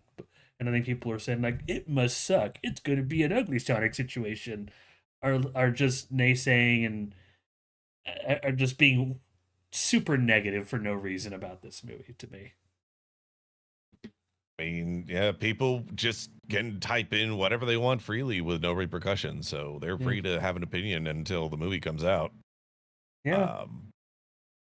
But having said that, I mean, it's really hard to do stretchy man in some aspects. How do you make stretch man look good and not look like a early 2000s Fantastic Four? That's especially also next to someone who can like wreathe himself in flames and fly, and the person who could make force fields and light reflection reflection stuff. Like it doesn't look the most like impressive now as well for trailers. Yeah, and it's true. Like, and I also acknowledge that they might be right. It might look terrible, at least not as good as the others, and it might just kind of be a whatever effect. Because but I do know that during production of the movie, like I know The Thing got the most care of the four of them. I know for sure, like it just in the practical effects department, because for The Thing, it is a physical suit and a physical prop that they layered over with CG, and that's why the movement actually looks more natural than it would otherwise. It's one of the main reasons I like it. But for The Thing, they were meticulous. Like they were going to like the desert and going to like plains and trying to find the right shade of orange for The Thing. Like they had to get it just right. And that's what tells you, like, if they're going to be that meticulous, where you have these details for Johnny and Sue Storm, and if they're like going rock by rock to find the right shade of orange for The Thing, I don't know. I'm looking at the facts. I'm just like, at this point, if they didn't put that care into Mr. Fantastic, that would be weirder than anything. So I'm going to assume that that the effect looks at least fine. I hope it looks great, but I also acknowledge they might have kind of dropped the ball here. So, but time will tell. Like I can't wait to see it in July. It's it's their favorite catchphrase on here for the trailer segment. Time will tell. Time will tell. We will see. I say it a lot. I acknowledge that. I mean, I say it a lot. It's mostly because you can't judge a book by its cover. You can't judge a movie by its trailer. I mean, you kind of can, actually. All we could do is judge. All we could do is judge on what does the trailer look like and how hyped we are for the movie. A trailer is never meant to like spoil the movie. Like that's something that whole concept is one we've lost for the years. This is why I want to do an episode on trailers at one point. A good trailer shows you small details and gives you enough of the plot while getting you interested. That's all a trailer needs to do. Like there are movies that I know that are god awful movies that have amazing trailers. Like there are movies that I know are amazing, terrible trailers. Like I will never forgive the marketing for Godzilla versus Kong for showing Mechagodzilla in their trailers. Like that should not have Mechagodzilla should not have been in those damn trailers. Whoever decided that is a moron. But It was Mechagodzilla himself. He wanted to feature no matter what. yeah, but I guess keep this ball rolling. Let me check Firebot real quick. Well, we're actually about to go to an ad break in about a minute or so. So, coming up in our lineup of trailers, we've got a roaring good time, followed by something more for the little people. Stay with us as we continue our Trailer-palooza for the Super Bowl, which I'm going to look up the score again. I am too. The next trailer before we go to the ad break, the next trailer is, excuse me, that's over. Going to be Jurassic World Rebirth. So in about a minute, the ad should start. Then after that, we're going to react to the Jurassic World Rebirth. But I guess in the meantime, you know what? There's a side topic you wanted to talk about. I'll say this for the YouTube crowd and for those who stuck around the trailer: the popcorn buckets. Yes. So Fantastic Four had their own reveal for a special popcorn bucket. That was there's 4 of them. Of course there are. There's something. Can I get an image of these fucking buckets without somebody's face over them like an obvious TikTok plug? Jesus Christ. Unfortunately, no. There's 2. Yeah, y'all gotta see this merch. Okay, yeah, I'll just go to the Reddit page. All right, let me blip. All right. So yeah, there's 4. So the one for Mr. Fantastic I kind of like the most because like it's just like his arm wrapping around a bucket, and because it has the hand to hold the cup, I'm like, well, damn, there's actually hold the cup, then you know. Yeah, that's some premium merch right there. Yeah, this is. I feel like it's gonna be a bitch to balance though. Oh, for sure. It's a novelty item. It's fun. The other 3 I'm kind of like. Let's see. There's the one for Sue Storm. Why can I see it? Damn it! It's exactly what you would expect it to be. Half the bucket is see through. Like I don't know what else I can say about it. It's just half the bucket is see through. There's one burn your popcorn. Oh wait, is only show this? Where's the other 2? What? That's it. Yeah, just the fucking emote. Ah! Damn it! Where's the other 2? Just have to rely Now you can see one of them there. Oh, here's like one. The thing one. Here's one. The one for Johnny Storm is in case of fire break. I think that's not even a popcorn bucket. I know, it's my least favorite one. Container. Unless I can they open just that. Ripped it off the wall and stuffed popcorn in it. And unless I could like open that front like a latch, which would be funny, then I don't want it. The Ben Grimm one for the thing, which is basically the thing handling the hat. I appreciate the novelty. But okay, yeah. but I'm dumping the popcorn out and actually wearing it as a hat. Right? Oh my gosh.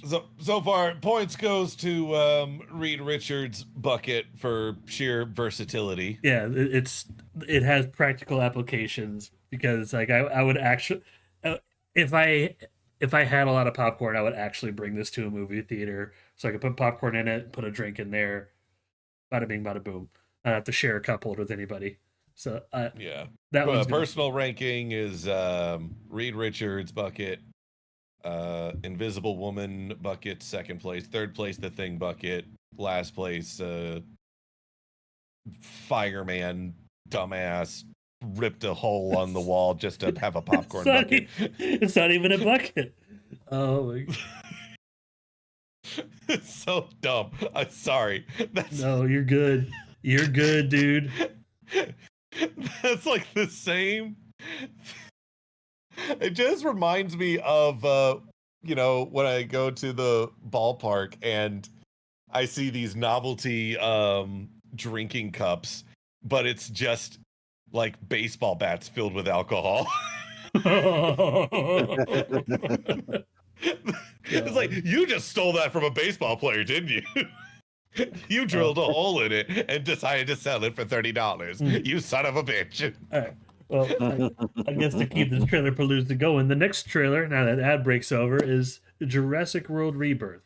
One that, honestly, I had learned about recently, and when I heard the news that it was happening, I wasn't as excited as I thought I would be. I literally met the news with, oh, okay. But then I saw the trailer. Don't play yet. I'm not ready. All right. Oh, okay. Boom. All right. Yeah. And so we saw the trailer. Here's the trailer for Jurassic World Rebirth. It's a boy. Dr. Henry Loomis, this is Zora Bennett, our mission specialist. Sorry, what mission? This would be a medical breakthrough that could save countless lives. It comes from the largest dinosaurs on the planet. Oh my God. Fortunately for us, all these species exist in one isolated place. Can you be ready tomorrow? I can guarantee your safety. I mean, more or less. More or less?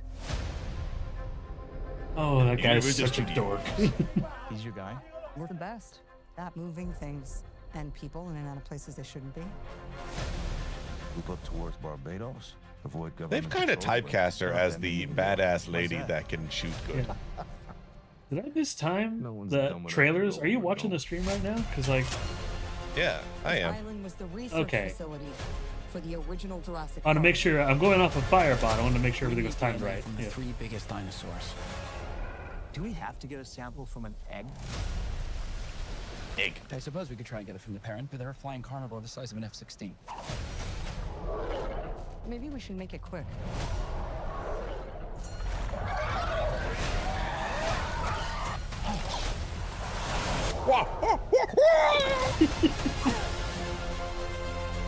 These dinosaurs were too dangerous for the original park. Please don't say they're raptors. They're raptors. The worst of the worst. They're angry raptor. We're left here. Come on! Duncan!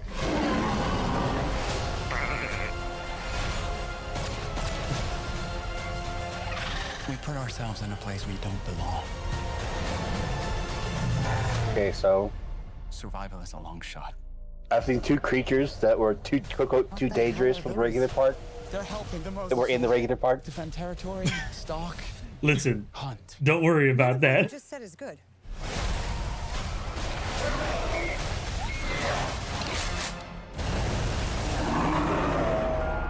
Hey, your pea shooter's not going to do anything with that.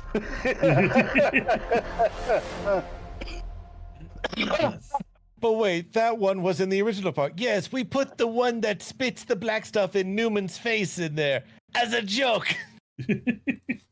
So, in the just general sense, I am happy that this movie seems to be much more straightforward than the last 2 Jurassic World movies. Because instead of just like, the clone, like, it's my daughter's a clone, and we need to bring the raptor to the mansion for an auction for dinosaurs, and then her dinosaur. No, this was just, hey, there's a thing in Dinosaur Island. We just need to get some samples and get out. You don't know that the thing in the tank could be a very pivotal role that Oh, it will is. require Okay. people to do hoops and ladders, So- shoots and ladders over this thing. So here's the thing. We know what the thing in the tank is, what that weird looking dinosaur question mark is. And that's the thing I have the most eyes on, because that could make it complicated and completely ruin any praises I'm giving this movie. So the internet moniker they gave this thing is the D-Rex. Because you could see it's D. Right. But it is apparently a failed mutation made from like T-Rex and other stuff DNA. Like, it's just an abomination of dinosaur parts. So who knows what it's ultimately going to look like? Probably like the Netflix version of Frankenstein. Probably. I don't know. Hey! We had high hopes. We had high hopes for that. Remember? If you're right, I thought we had high hopes for this one too. I do. I want this to be good because, like the effects look good. I want this to be good. Like I'm wary. The more I think about this, the more wary I am because I do love the Jurassic Park, Jurassic World series. But I do know that the last two Jurassic World movies were lacking to some degree, and the biggest thing it was lacking. Well, I guess to quote the first Jurassic World, when Chris Pratt goes, "Their dinosaurs wow enough." Yeah, these movies need to be a little simpler than Jurassic World's trying to make it. So seeing this trailer and having a more just go to island, grab thing, get out. Honestly, that makes me happy. Just like keep the story simple. Dinosaurs, awesome. We love it. We love the dinos.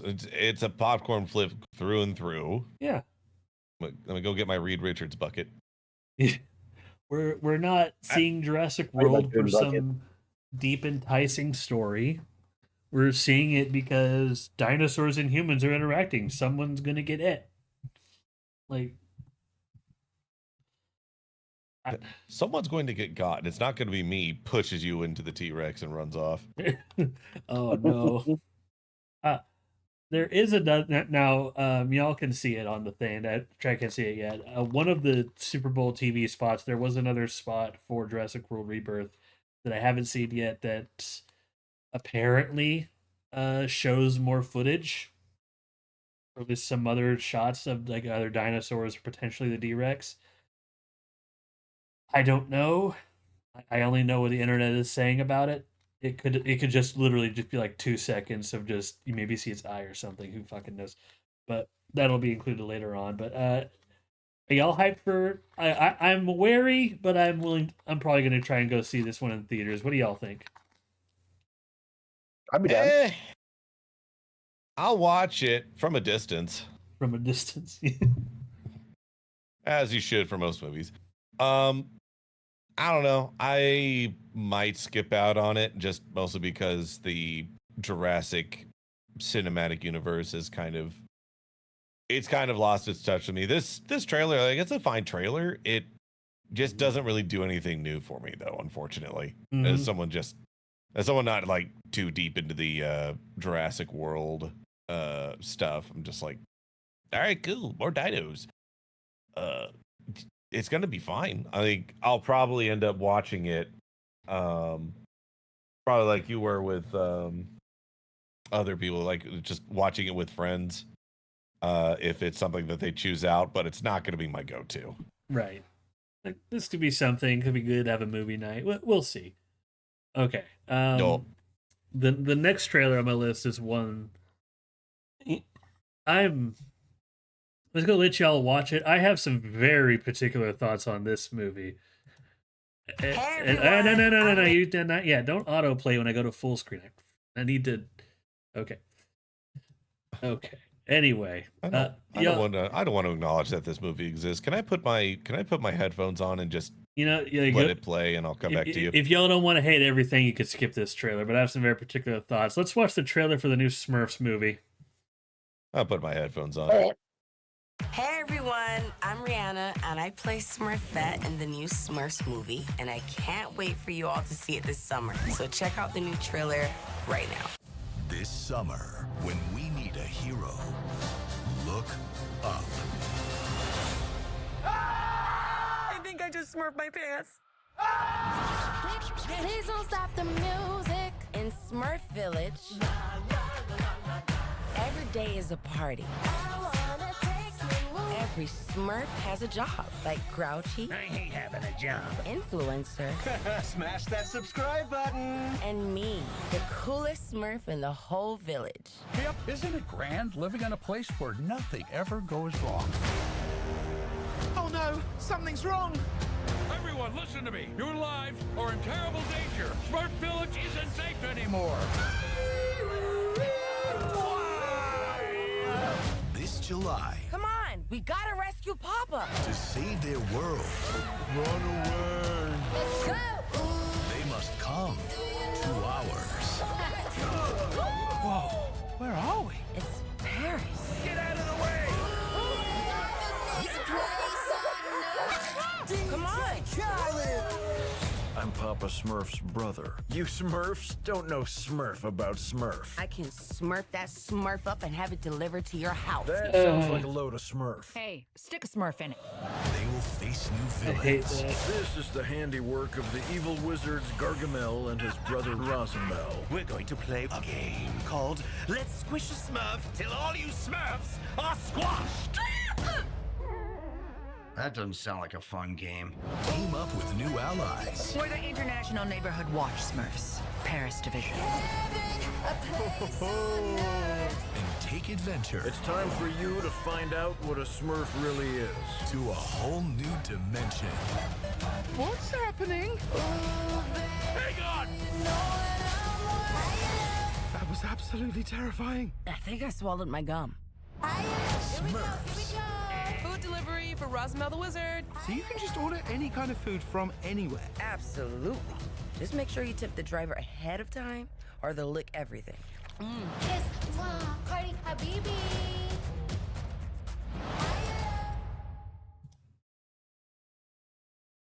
Is it over?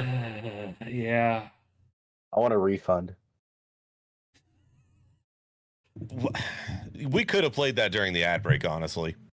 We probably should have.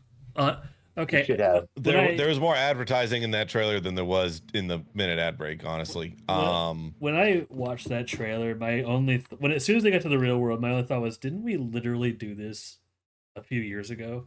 Like this exact premise? Yes, but it wasn't the art style wasn't accurate to the old ass cartoon. They didn't have the stroked out faces.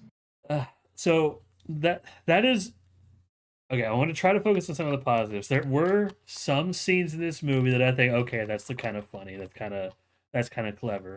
Like them having all those little panic and speech bubbles and the bubbles themselves crashing into each other, causing that's kind of funny and cute. And when she swallowed her gum. But for every one little kind of cute, funny thing, there was like a million just. Like you Smurfs don't know Smurf about Smurf. Oh, dude, I'm about to Smurf all over you. I lost a brain cell. And, Only one. Smurf, I'm about to Smurf. oh, Smurf me. Hey, I thought my IQ just dropped by 30 points just by watching that trailer. I felt my Smurf rise by about 30%. You should Yeah, get that like checked there out. were some positive things. Like, yeah, art style seemed it seemed less of a pain to look at than compared to previous Smurf films. Like it actually has like a catching art style. They probably took notes from other animation studios like Spider-Man or whatever. I don't know. But I don't know. Like it really seemed like it's right there in the title of the YouTube video, Rihanna. Just Rihanna, the movie starring Smurfs. Yeah. She's playing a Smurf. That's kind of where Like- I'm at with it too. It's just Because she's voicing one of the characters. She's like one of her songs featuring in the trailer. Like she's doing a sing song. She's doing a sing. She's doing a cover of another song by herself in the trailer. Is she producing the movie on top of all this? I don't think so. Because this seems like more of a push to like keep her relevant versus like just being like a traditional Smurf. Like the Smurf property can't stand on its own without big without like big star attachment to it. Maybe she saw that, like, oh, apparently the Trolls movies were a hit, but let's try to do that, but with Smurfs. We failed the first time. Hey, let's try it again, shall we? I don't know. There's the only hope I have for this movie being a decent like kids movie in general is like those little scenes at the end where like kind of going to like different art styles. Like, oh, now they're in like the Notebook, and oh, now it's like pseudo claymation kind of thing. Like if if they're not in the human world for a super long time and they don't interact with humans and they're actually just basically universe hopping, maybe then that would alleviate the whole like, did we just do this concern I have about this movie. But you are right, even without that, there's still just the factor of this doesn't feel like a Smurf movie. This feels like the what's her face's movie. Like it's I don't know, it's not for me. Obviously, we are not the target audience for this Smurfs movie. I was not even the target audience for the Smurf show when it came out. I thought it was rather blue and rather dumb. So, you know, it all the more reason for me not to go see this. Yeah, and honestly, with that, I just kind of want to let's move on to a different trailer because I want to talk about what, or because now that does it for the ones that were revealed before the Super Bowl. There's been a few teasers before or during, I should say, the Super Bowl. Let's start with the short one. I already mentioned it. Where is it? Where is? I have another window open. I'm basically click and drag stuff as I find it. What? Find it. Hurry. I'm close. I'm about to smurf. Did I close it? Why did I close it? I need to stop closing these things. I need to. There it is. Okay. Because you're taking up all the bandwidth. Probably. You should be sharing with the class. All right. This one is a very short teaser, but we finally have another like a little Super Bowl spot for Lilo and Stitch. So let's going to see if I can't. Okay. That's yeah. All right, let's watch this little short little 30-second teaser. Sorry, folks, there's a breaking development. There's something down on the field. I see that too. What is that? Looks like a koala or a dog or a... They're all out there right now. They're trying to catch it. They're having a real hard time. They've got trash cans. This guy's got no chance. I think they got it. Nope. Now he's gone and driving a cart. Uh-oh, watch out for the goal. Oh. Oh, that thing is indestructible. That's for soccer, I mean, honestly, is a fine, like, little, hey, you know? Yeah. It's not on brand for, also, Matrix. It auto plays in that. It's not off brand for Stitch to, like, crash the party. Like, his big, you know, teaser stuff, whatever, beforehand was, like, crashing Disney movies. You know, like Aladdin and Beauty and the Beast. So, you know, him, you know, crashing the Super Bowl is, you know, pretty much on brand for him. But you would think that it would have been like a teaser trailer for like Moana and him just like making a mess on the beach of some sort or whatever. That is the weird thing that actually people are kind of people are kind of confused by on this is. We did get a few trailers, but we knew Disney was putting in money for some trailers. We didn't get a trailer for Elio, and we didn't get a trailer for Lilo and Stitch, which are supposedly their next big animated movies. Which is so, and quite frankly, there's not a Disney trailer out. So unless there's something that's going to be revealed after the Super Bowl, like midnight or something, in which case I'll have to talk about it next time. But that teaser is like the only Disney thing we got, which is weird. Like it makes people like, well, why'd you make a big deal about making ad space for a 30-second ad? But so because Super Bowl ad space is expensive and Disney's been tanking recently. Yeah, I guess. There's a few other trailers that came out that look decent. You know, since we already kind of talked about Jurassic World earlier, and that was only a teaser, let's look at that other the big game spot. This one's shorter, so we could potentially be. Let's close that. I hate that autoplays on full screen. So let's go back to Jurassic World just for a second. But no, first for Lilo and Stitch, I don't mind the marketing campaign they are doing because you're right, it really does reflect everything they did when Lilo and Stitch came out, and seeing Stitch like in motion in these effects make it better for me. But So I will say the one thing that I noticed in that trailer, whenever it does the zoom out shot of him going La La Crista, I was looking in the stands and like, oh, I know he's CG. I know most of the stuff is computer generated, but I couldn't help but notice the crowd had a lot of looping animations. Oh yeah, Including like I noticed 3 people in the crowd just doing the same wave with their arms moving up and down. I can't replicate it because of me, but just going up and going, yeah, woo, woohoo, yeah. That's like, all right, well, you gotta cut corners somewhere. Right. Yes, unfortunately. I mean, not unfortunately. I mean, it is what it is.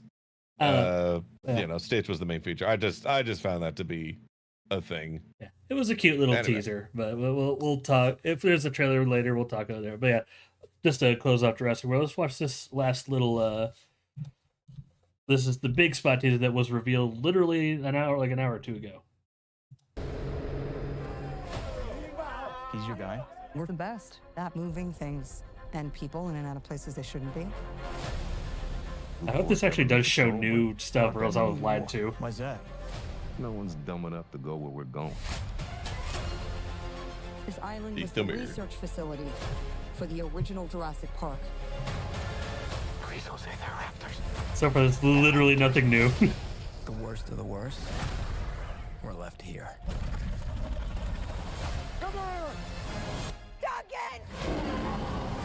Yeah, it's literally nothing new. It's just an abridged version of the trailer.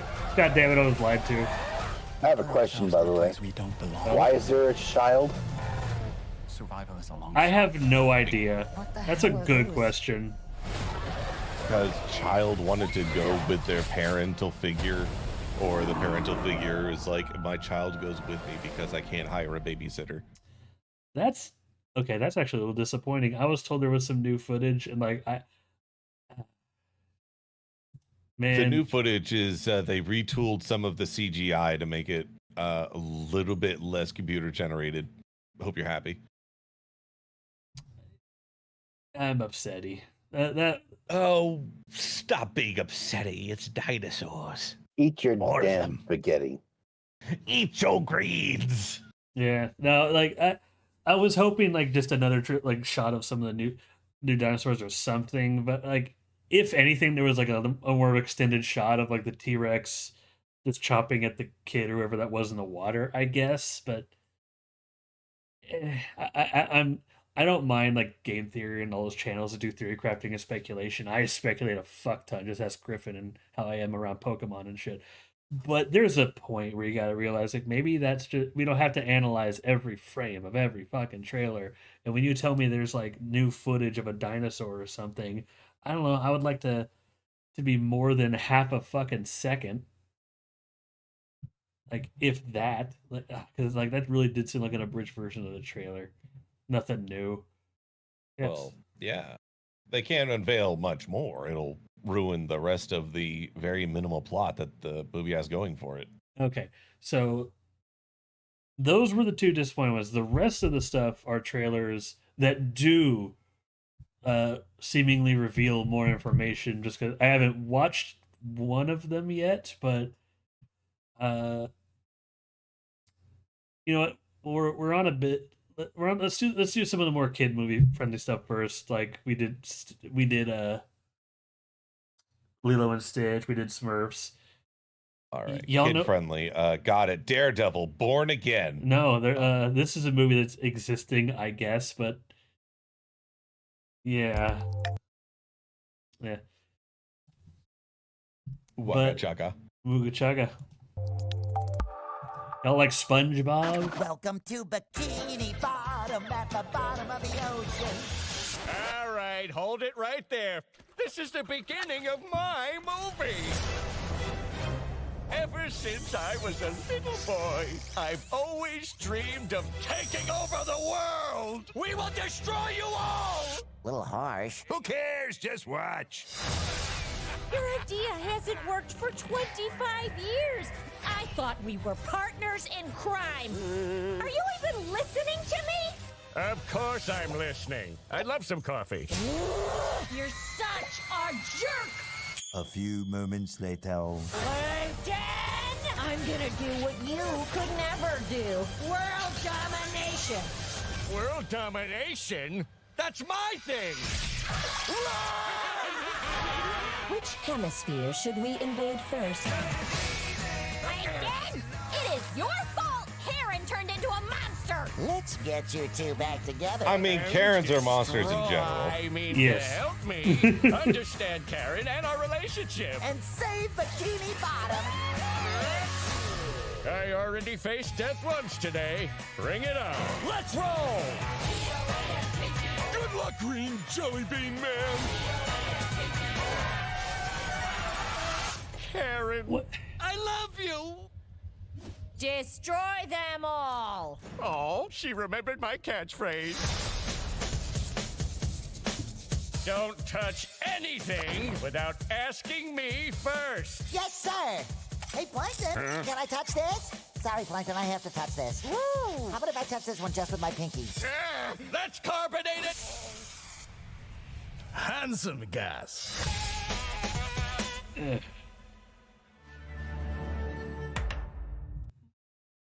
So it literally had me until the last joke, if I'm being honest. I don't Wait, it was supposed to have me? Here's the thing. I don't mind SpongeBob. I see this trailer. Go, oh, that seems like a fine kids movie. Nothing really bad. I'm not the audience for it, but I don't see this as anything like cringy or awful. It's that last joke. I'm like, oh, they're really leaning too heavy into the memes this time. Damn it. The actors sound tired. Oh, they absolutely are. Like, I just like listening to them and just like, oh man, age is catching up with our dear cast. Yeah. It is very apparent. I will say that I'd rather see this than the Smurfs movie. I would rather, yeah, like, you know, gun to my head, which movie you want to watch? You know, I'm gonna write out my will before you pull the trigger, just to cover my bases. But otherwise, I mean, yeah, it was a fine trailer. I have no strong feelings one way or the other. Oh no, not this fucking thing. Anyway. Well, before I move on to anything, do you have any strong feelings about the Plankton movie trailer, DJ Shankaron? Just all said it already, man. Like I'm not the target audience anymore, and if I'm being honest, the feelings I got for it is like, oh, another SpongeBob movie. Yeah, we're big boys. We like big boy movies like Fantastic Four. Well, there's one more like movie I have that's like potentially just kind of for kids. The last three are definitely more big boy movies, but I'm saving the one of the remaining four. I'm saving the one I'm most excited amongst those four for last. Not the one I'm most excited overall, just of these four. Because honestly, okay. Now that I've thought about it, well, like I was still thinking about it, and processing what I saw of the whole SpongeBob movie and everything, or Plankton movie. Mm-hmm. I was thinking it was just be like an origin / like movie kind of thing. But now I see what it's about. I'm actually less likely. I actually like this idea less. Yeah, if anything, I think from the original, from what I could see, or from what I remember about SpongeBob, like Plankton. Oddly enough, the people who had the best relationship were Plankton and his wife. Oh yeah, absolutely. Like to see it portrayed as Plankton just not giving a damn about her until he has to try and win her back. It feels off. Like, yeah, that feels off. It's like Plankton's not like that. We're gonna do deep dive. Dick and evil as fuck, but he loves his wife. We're gonna deep dive. You listen here. It's my character arc, and I do what I goddamn want. God damn it, Krabs! and then Karen as well has been the only person to support him. Now she can get tired of him in his failures. Like she's already done that before, but she's never just been like just blowing him off, or saying, screw you, I'm done. Yeah. Like she'll do it until once he learns his lesson and asks for forgiveness or whatever. Then she's like, okay, he learned a lesson, but we've already done this before. But DJ, There's a if little there episode isn't of this. generated conflict, then how can you make a movie out of it? I'm saying there doesn't need to be a movie about it. Yeah. It really could have been just like a TV special, like, if anything. Yeah, quite honestly, this could have been an email. Yeah. I don't know. Well, let's move, because the last four, I have some positive looks on these. Okay, but you don't. Can you close out the Pinata Puppy World trailer? We already. It's not open. That What are you talking about? Trying to gaslight people. This is another teaser. I'm trying to get everything out of the way before the last ad break. Trying to time the last ad break with yeah. Let's just start with the How to Train Your Dragon big game spot. Big gamer. I'm the first Viking who wouldn't kill a dragon.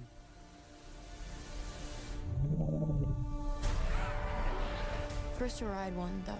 All right, bud, you ready?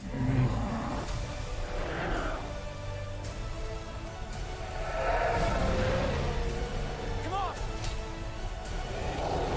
Here it goes! How to Train Your Dragon, rated PG. Yeah, It's also really better. Is not included. New trailer Wednesday. Now we already played that. All right. Yeah, so new trailer on Wednesday. Yeah, I mean, pretty much DJ nail on the head. It's a cash grab. It's something to revitalize the copyright. Yeah. So when the first trailer came out of this, I was very wary, because I do really like the How to Train Your Dragon series. We like watching the puppies, but we need to get on with the episode. So much freaking gaslighting here. Talk about this puppet's right there on the screen right now. Don't let them lie to you. But when I watched the original trailer for the How to Train Your Dragon, it looked fine. I guess it was kind of put up a little bit on some of the casting choices. Some I felt right. What I really wanted to see were some of the shots in this teaser, which is like the big dragon on the island. This really does seem it's going to retell the story, just the animated story beat for beat. I'm not lying to myself. Yeah, you've already seen the fucking story. Yeah. Yeah, now it's live action. There's live action does not always make things better. Like, I don't mind live action adaptations, but there has to be a reason for it. There has to be exactly. And if you're just gonna do it because hey, I want to do it in live action, I feel there's got to be some time in between. You know. So I've been doing some thinking, some soul searching about the reasoning for why there's live action movies, and I think I've kind of got the formula figured out, because how many times have you talked to somebody, either probably not within the friend group, because our friend group kind of has similar tastes and whatnot, but you go to talk to someone about a movie and whatnot, and they say, oh yeah, I would have watched this movie if it wasn't animated. I don't usually watch animated films. They're not for me. You're not wrong. So that would be my theory into why some of these movies are getting turned into live action, because it's like, oh, it's for a more mature audience. It's for people that don't like cartoons. Well, here's the live action version of the cartoon. Just so they can tell the story. That is like a very big drop down number 2 spot reasoning, maybe number 3 in comparison to money grab and renewing copyright. Yeah. I mean, I understand that, and I can definitely see you talking about? Oh, but at the same time, some for those people who are like, oh, I can't do animated movies, they've never watched a more serious animated movie. And while How to Train Your Dragon, I would not say, well, it definitely has its themes. I understand it's definitely a bit more of a kids movie. It's also one that if you get past that kids movie part and just pay attention to what's going on, you see it's definitely not just a kids movie. Like the main character loses loses his foot. Like this main character goes through some real shit that in another movie would be like, oh man, We'll fix it with magic. Nah, man. They don't. There is no magic. He loses his foot. It's gone. Yeah, it stays on. That's the series. There's this perception consequences and everything that are definitely in there. But you don't want to see that recreated in live action. You don't want to see a live kid's foot get chopped off. Well, it's not that I'm with you, Janice. It's not that I don't mind seeing it. It feels like I don't know if it's just that it's too soon, but if you're gonna do something in live action, make sure there's a reason. Like How to Train Your Dragon is already beloved. It's already wonderful. So doing it in live action doesn't feel like it's accomplishing anything. Versus if you were to do like I will always say if Disney is insistent on making live action like remakes of their animated movies, do some like Black Cauldron, fucking Atlantis: The Lost Empire. Do like Treasure Planet. Do the movies that like are good stories that people look back on fondly, but didn't quite get your money at the time. So maybe you could do something a little more with it with modern effects versus like this worked the first time. Let's make it but worse. Like Yeah, like a live action Who Framed Roger Rabbit. Wait.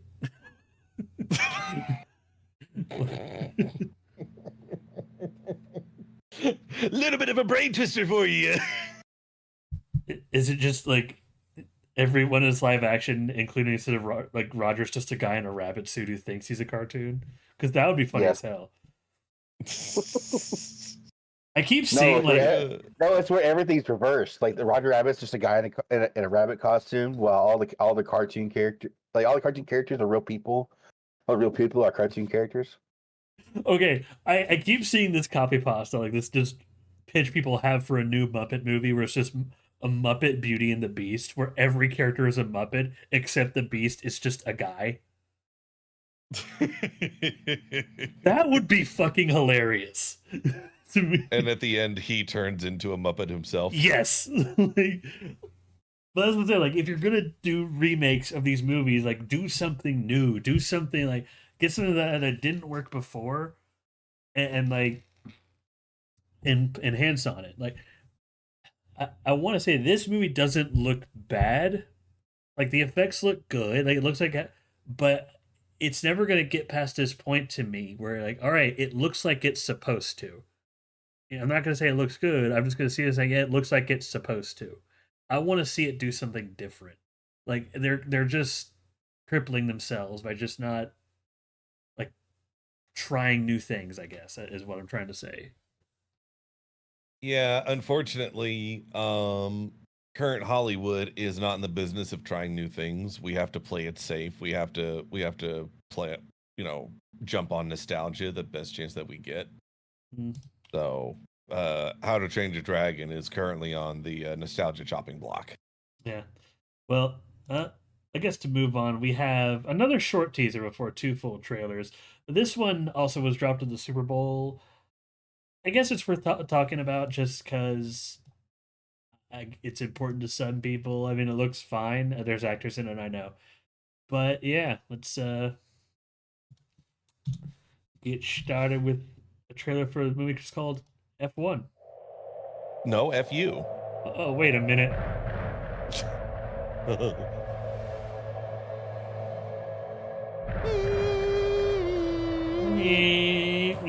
I'm gonna get you. I'm gonna get you. Oh shit. Eh.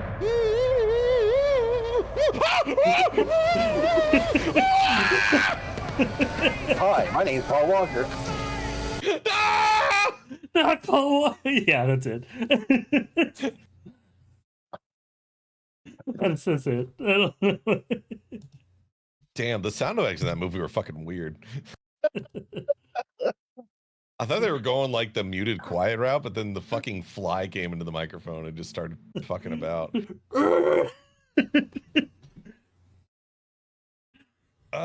Yeah.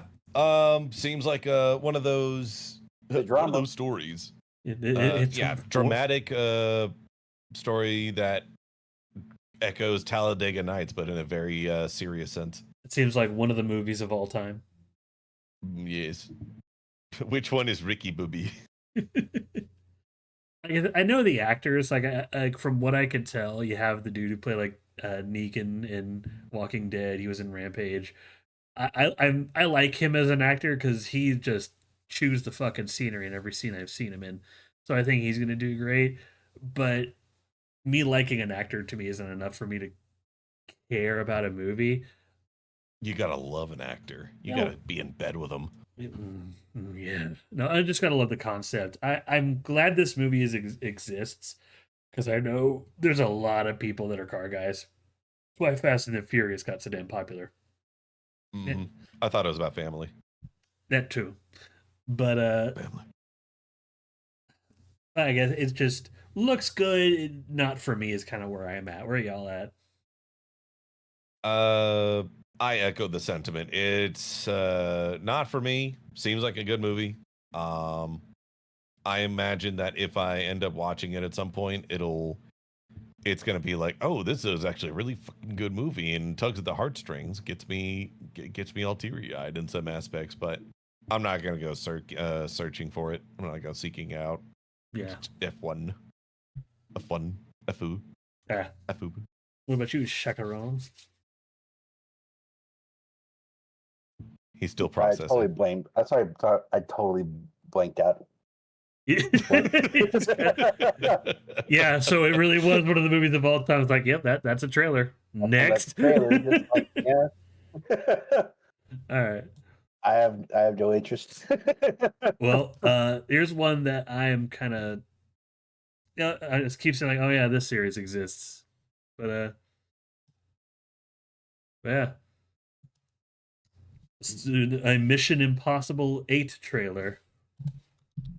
Come on, there we go. This time, it's the real final mission.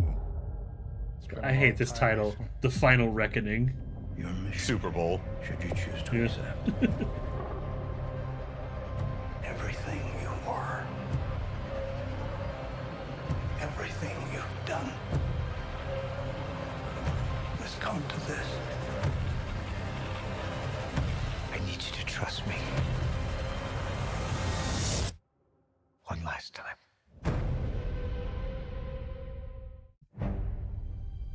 Oh right, Oh, there's the but there's whole more. there's the That mini was the teaser teaser. before the Now it's actual the actual trailer. trailer. I was like, wait a minute, this is very short. I thought this was 2 minutes. Oh yeah. Our lives are not defined by any one action. It's defined by multiple actions executed all at once.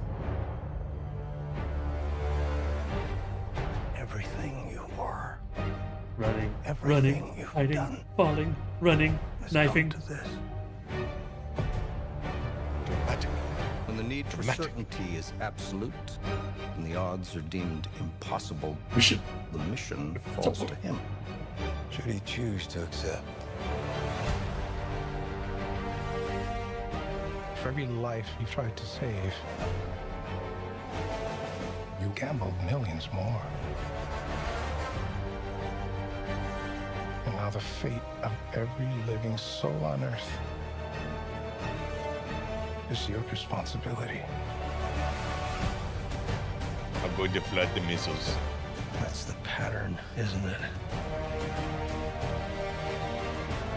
You refuse to sacrifice the ones you hold close.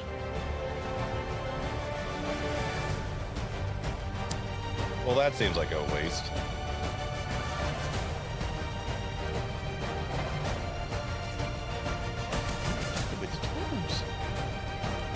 You've always been on the right side, brother. I have no regrets. Neither should you.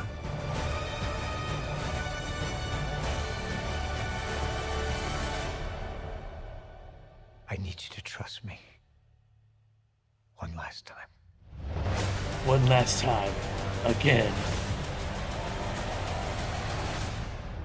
Well, I reckon that'll be the action film of this century. That'll definitely be one of the action films of all time. So here's the thing. I don't hate the trailer. No. I think it was well paced. I think it was something that it's definitely still like giving the same Mission Impossible vibes. It's something that fans of it are like, ooh, shit, this is gonna be real good. Yeah. And if I recall correctly, pointing finger up to the ceiling, doesn't Tom Cruise do a good majority of his stunts, if not all of them, in those films? Yes, he absolutely does. All right, so he was dangling from that plane. So yeah, just even then, I still give like maximum respect to these films, for that alone. Just the amount of work and effort that they put into them. That said, I still don't know what Mission Impossible is about. I have not seen a Mission Impossible film in years. Let alone, I don't know what the most like, recent ones were about. I know what the first one was about. That one was pretty good. It was about an impossible mission. I mean, there really was no other way to tune it down any further. But it could be a good time. Like, I think I just need to do a watch-a-thon of those films because I really do need to sit down and just give them a gander, and that way I can like kind of appreciate what the 8th one is going for, and then go back to this trailer and be like, ooh, this is actually kind of hype. Yeah. But in the meantime, still good trailer. Might see it out of 10. I definitely think in the next one should have Tom Cruise just running through an area with the walker. He's on a fucking like mobility scooter. I need you to trust me one last time. Zipping through last time? Who are you? Zipping through Costco's.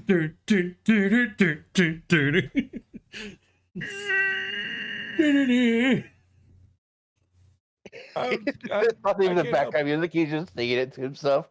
Okay, let's get you to bed. Please stop rolling down the hallway. Please go back to bed. Mr. Cruz, what are you doing? That's the combat roll. Flips off his mobility scooter, breaks a hip. Mr. Cruz, why are we here at Costco? I need you to trust me one last time.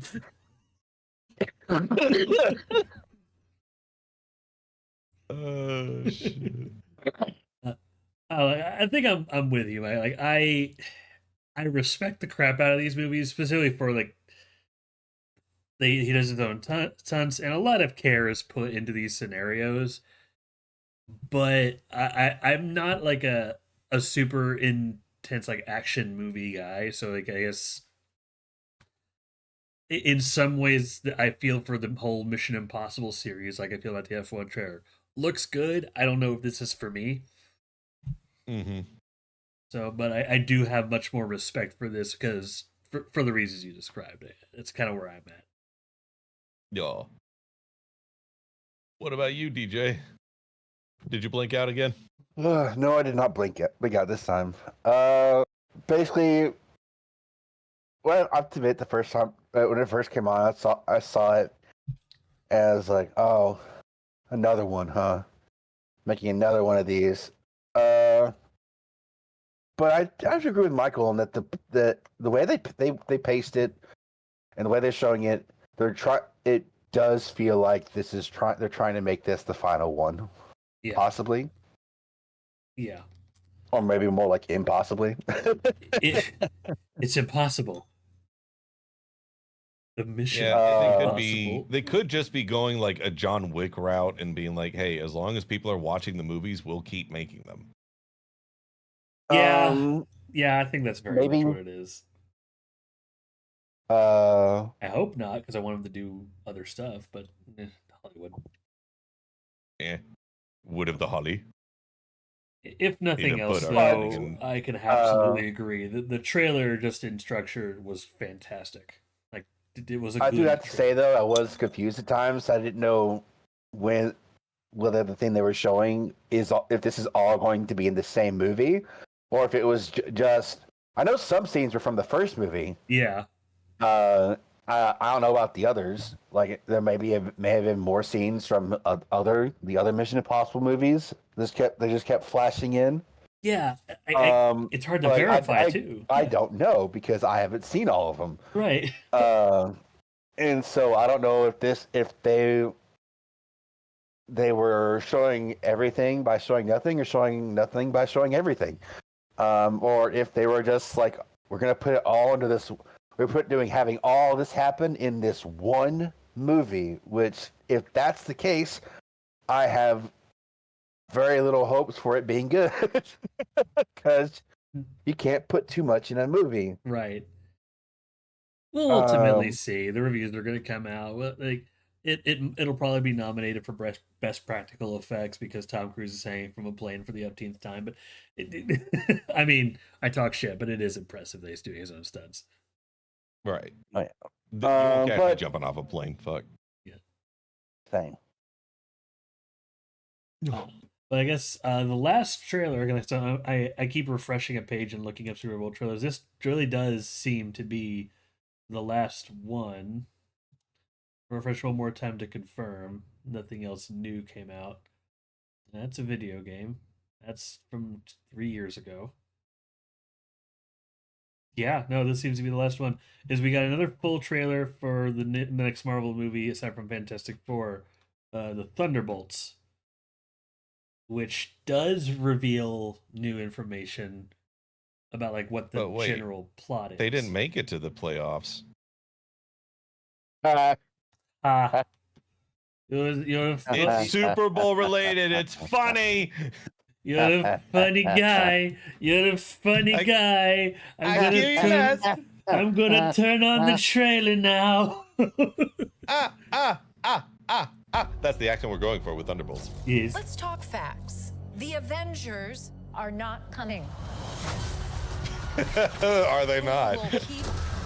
We'll keep the American people safe. There's some big What threat happened? out there. What the? You are gonna help me stop it. Wait, us? Yeah, you. Why? You got someplace to be? I love that guy. So That's the laugh I was going for.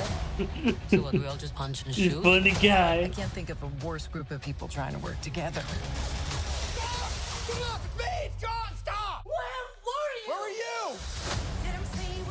Everyone here has done bad things. You can't escape the past. Hey, it's like your mind is somewhere else. So you can do something about it now? Audio jungle, by the way. Live with it forever. Super audio jungle. No shit. You thought you were gonna be some great savior? You can't even I need that. Major go for it. We can't do this. No one here is a hero. Lena, when I look at you, I don't see your mistakes. That's why we need each other. Okay, that was really good. We are the Thunderbolts! Can't call ourselves that. God, thank you. Audio jungle. This has makings of team God damn it. that can raise. I have to make sure. Bring light from the darkness. Audio jungle.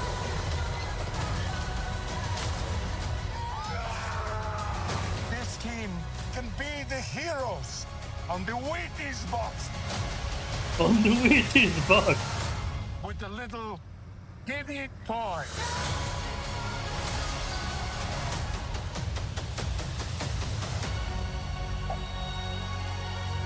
Alexi, have you slept? I'll sleep when I'm dead. I'd like not to die today, so maybe somebody else should be driving. And he caused that because he hadn't slept yet. So yeah, Okay, I'd see that.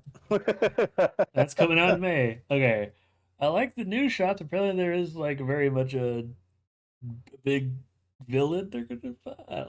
I love Alexi. There's a big villain they're gonna fuck. They're gonna fuck. No, I love Alexi. I love the Red Guardian. He's going to be on the Wheaties box. Quite right. I don't know. I enjoyed the trailer. Audio Jungle. It definitely established itself well and definitely was a really good time. I have no strong thoughts about it. One way or the other. I guess what I know you like to just going to determine, and just our final ad break. I tried to close out before than I did. In about a minute and a half, we're going to go to our final ad break, and when all you're going to miss is we're going to talk about the trailer before we do our closing thoughts. So yeah. I guess the big thing about that trailer, it really depends on how you feel about the MCU at this point. I think I'm more excited for Fantastic Four because like I feel they're taking more of a risk for that. But I see this movie and like the Thunderbolts, especially the most recent trailer, and I don't know, that just seems like a safer but not worse. Is that weird? Yes. Oh, okay. No, I understand where you're coming from. Like they're using already established characters. Instead of going a new direction. But I feel like, if anything, disregarding that they're already established characters, I feel like they're definitely touching a bit back more onto what I feel like made the Marvel movies, great before, Yeah. But like a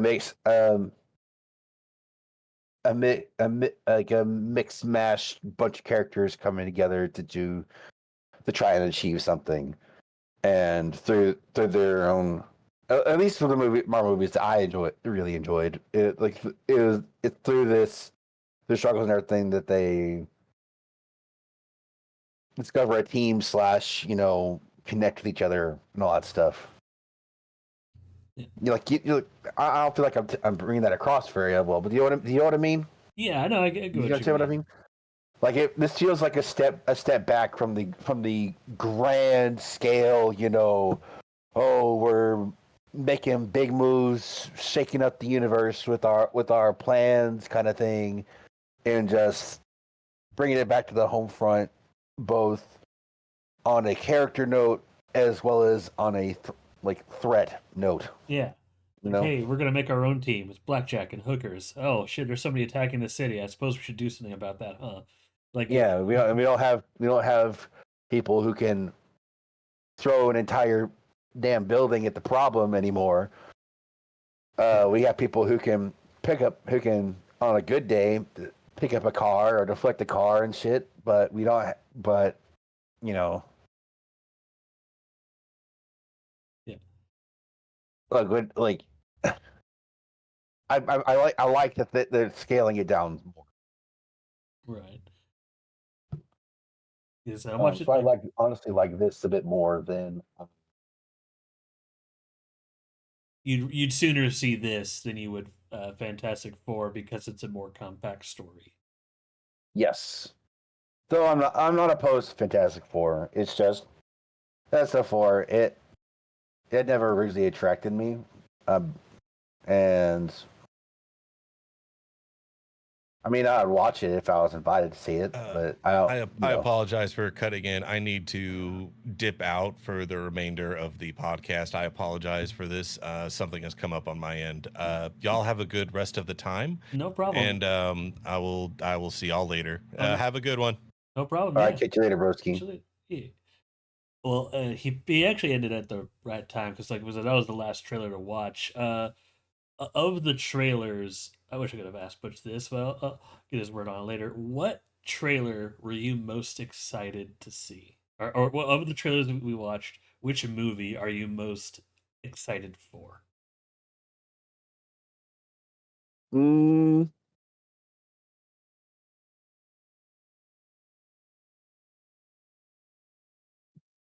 if we're going by a first, second, and third kind of thing. First is actually what surprises me is the Thunderbolts is what I most likely would want to see. Mm-hmm. Second would be uh, Jurassic World Rebirth. The third would be the Fantastic Four. Okay. So I'm gonna change it a little bit.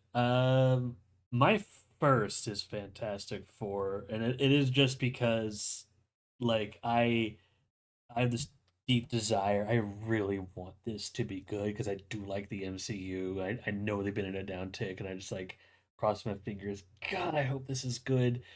And like one take from it that I know a lot of people don't pull is when you hear at the end of the trailer that operatic Fantastic Four, what that triggered to me is like, oh, this movie's going to be extra.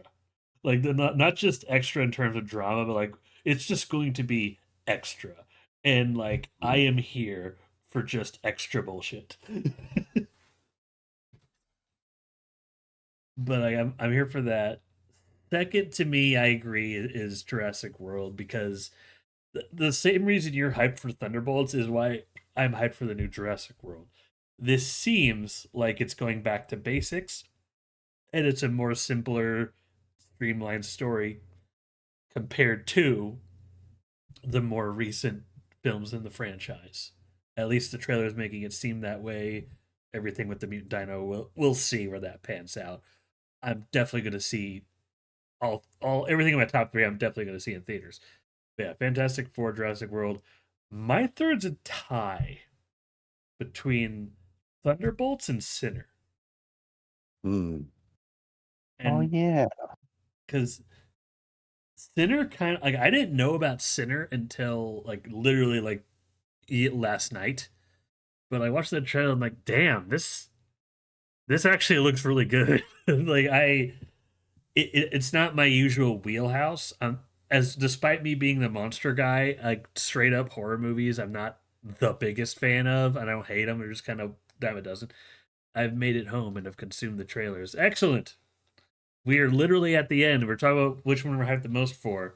But yeah, like my from the Chacarond is most hyped for the Thunderbolts. I am the most hyped for Fantastic Four. We are both are equally holding Jurassic World in second place. But yeah, you've come right at the end here, Griffin.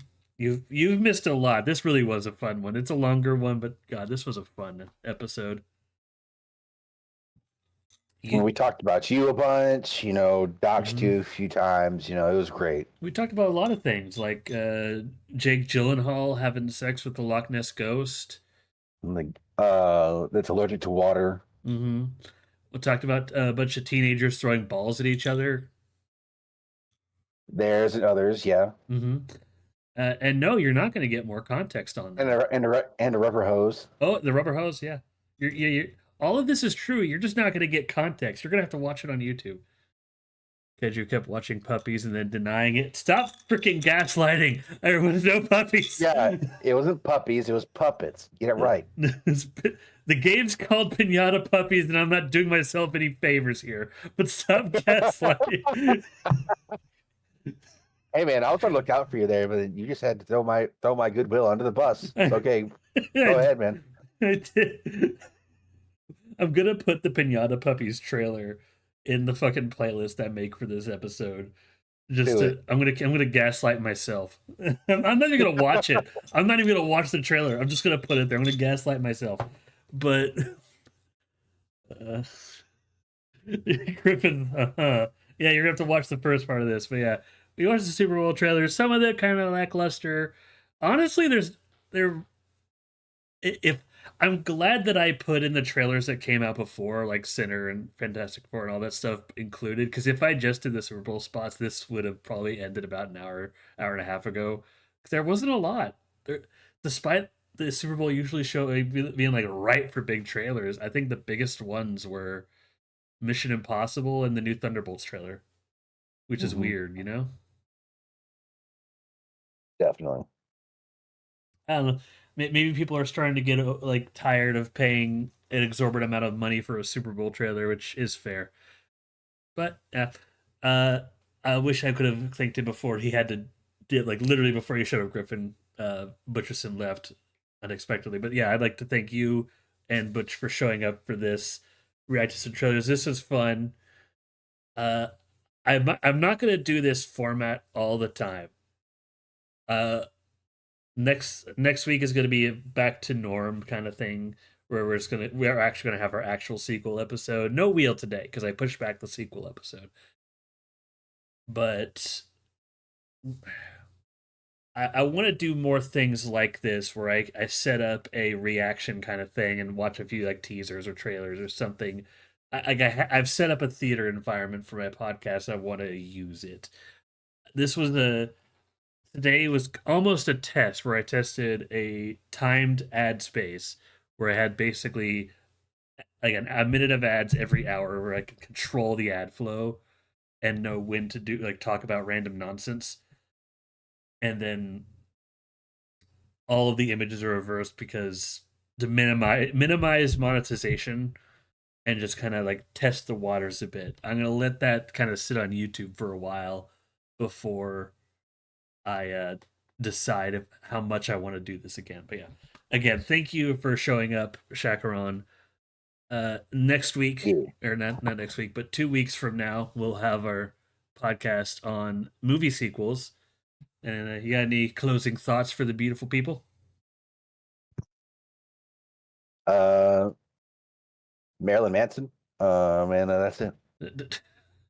No further context. The beautiful people. The beautiful people. No further context will be given. Everything is fine. But yeah. Thank y'all for watching. Let us know if y'all watching this on over Twitch. Put in the chat what movie trailer was your favorite. If you're watching on YouTube, put in the comments. And yeah, let's get a little discussion going about some awesome movie trailers. Y'all excited for the new Monster Hunter? This is a movie podcast, also, yes.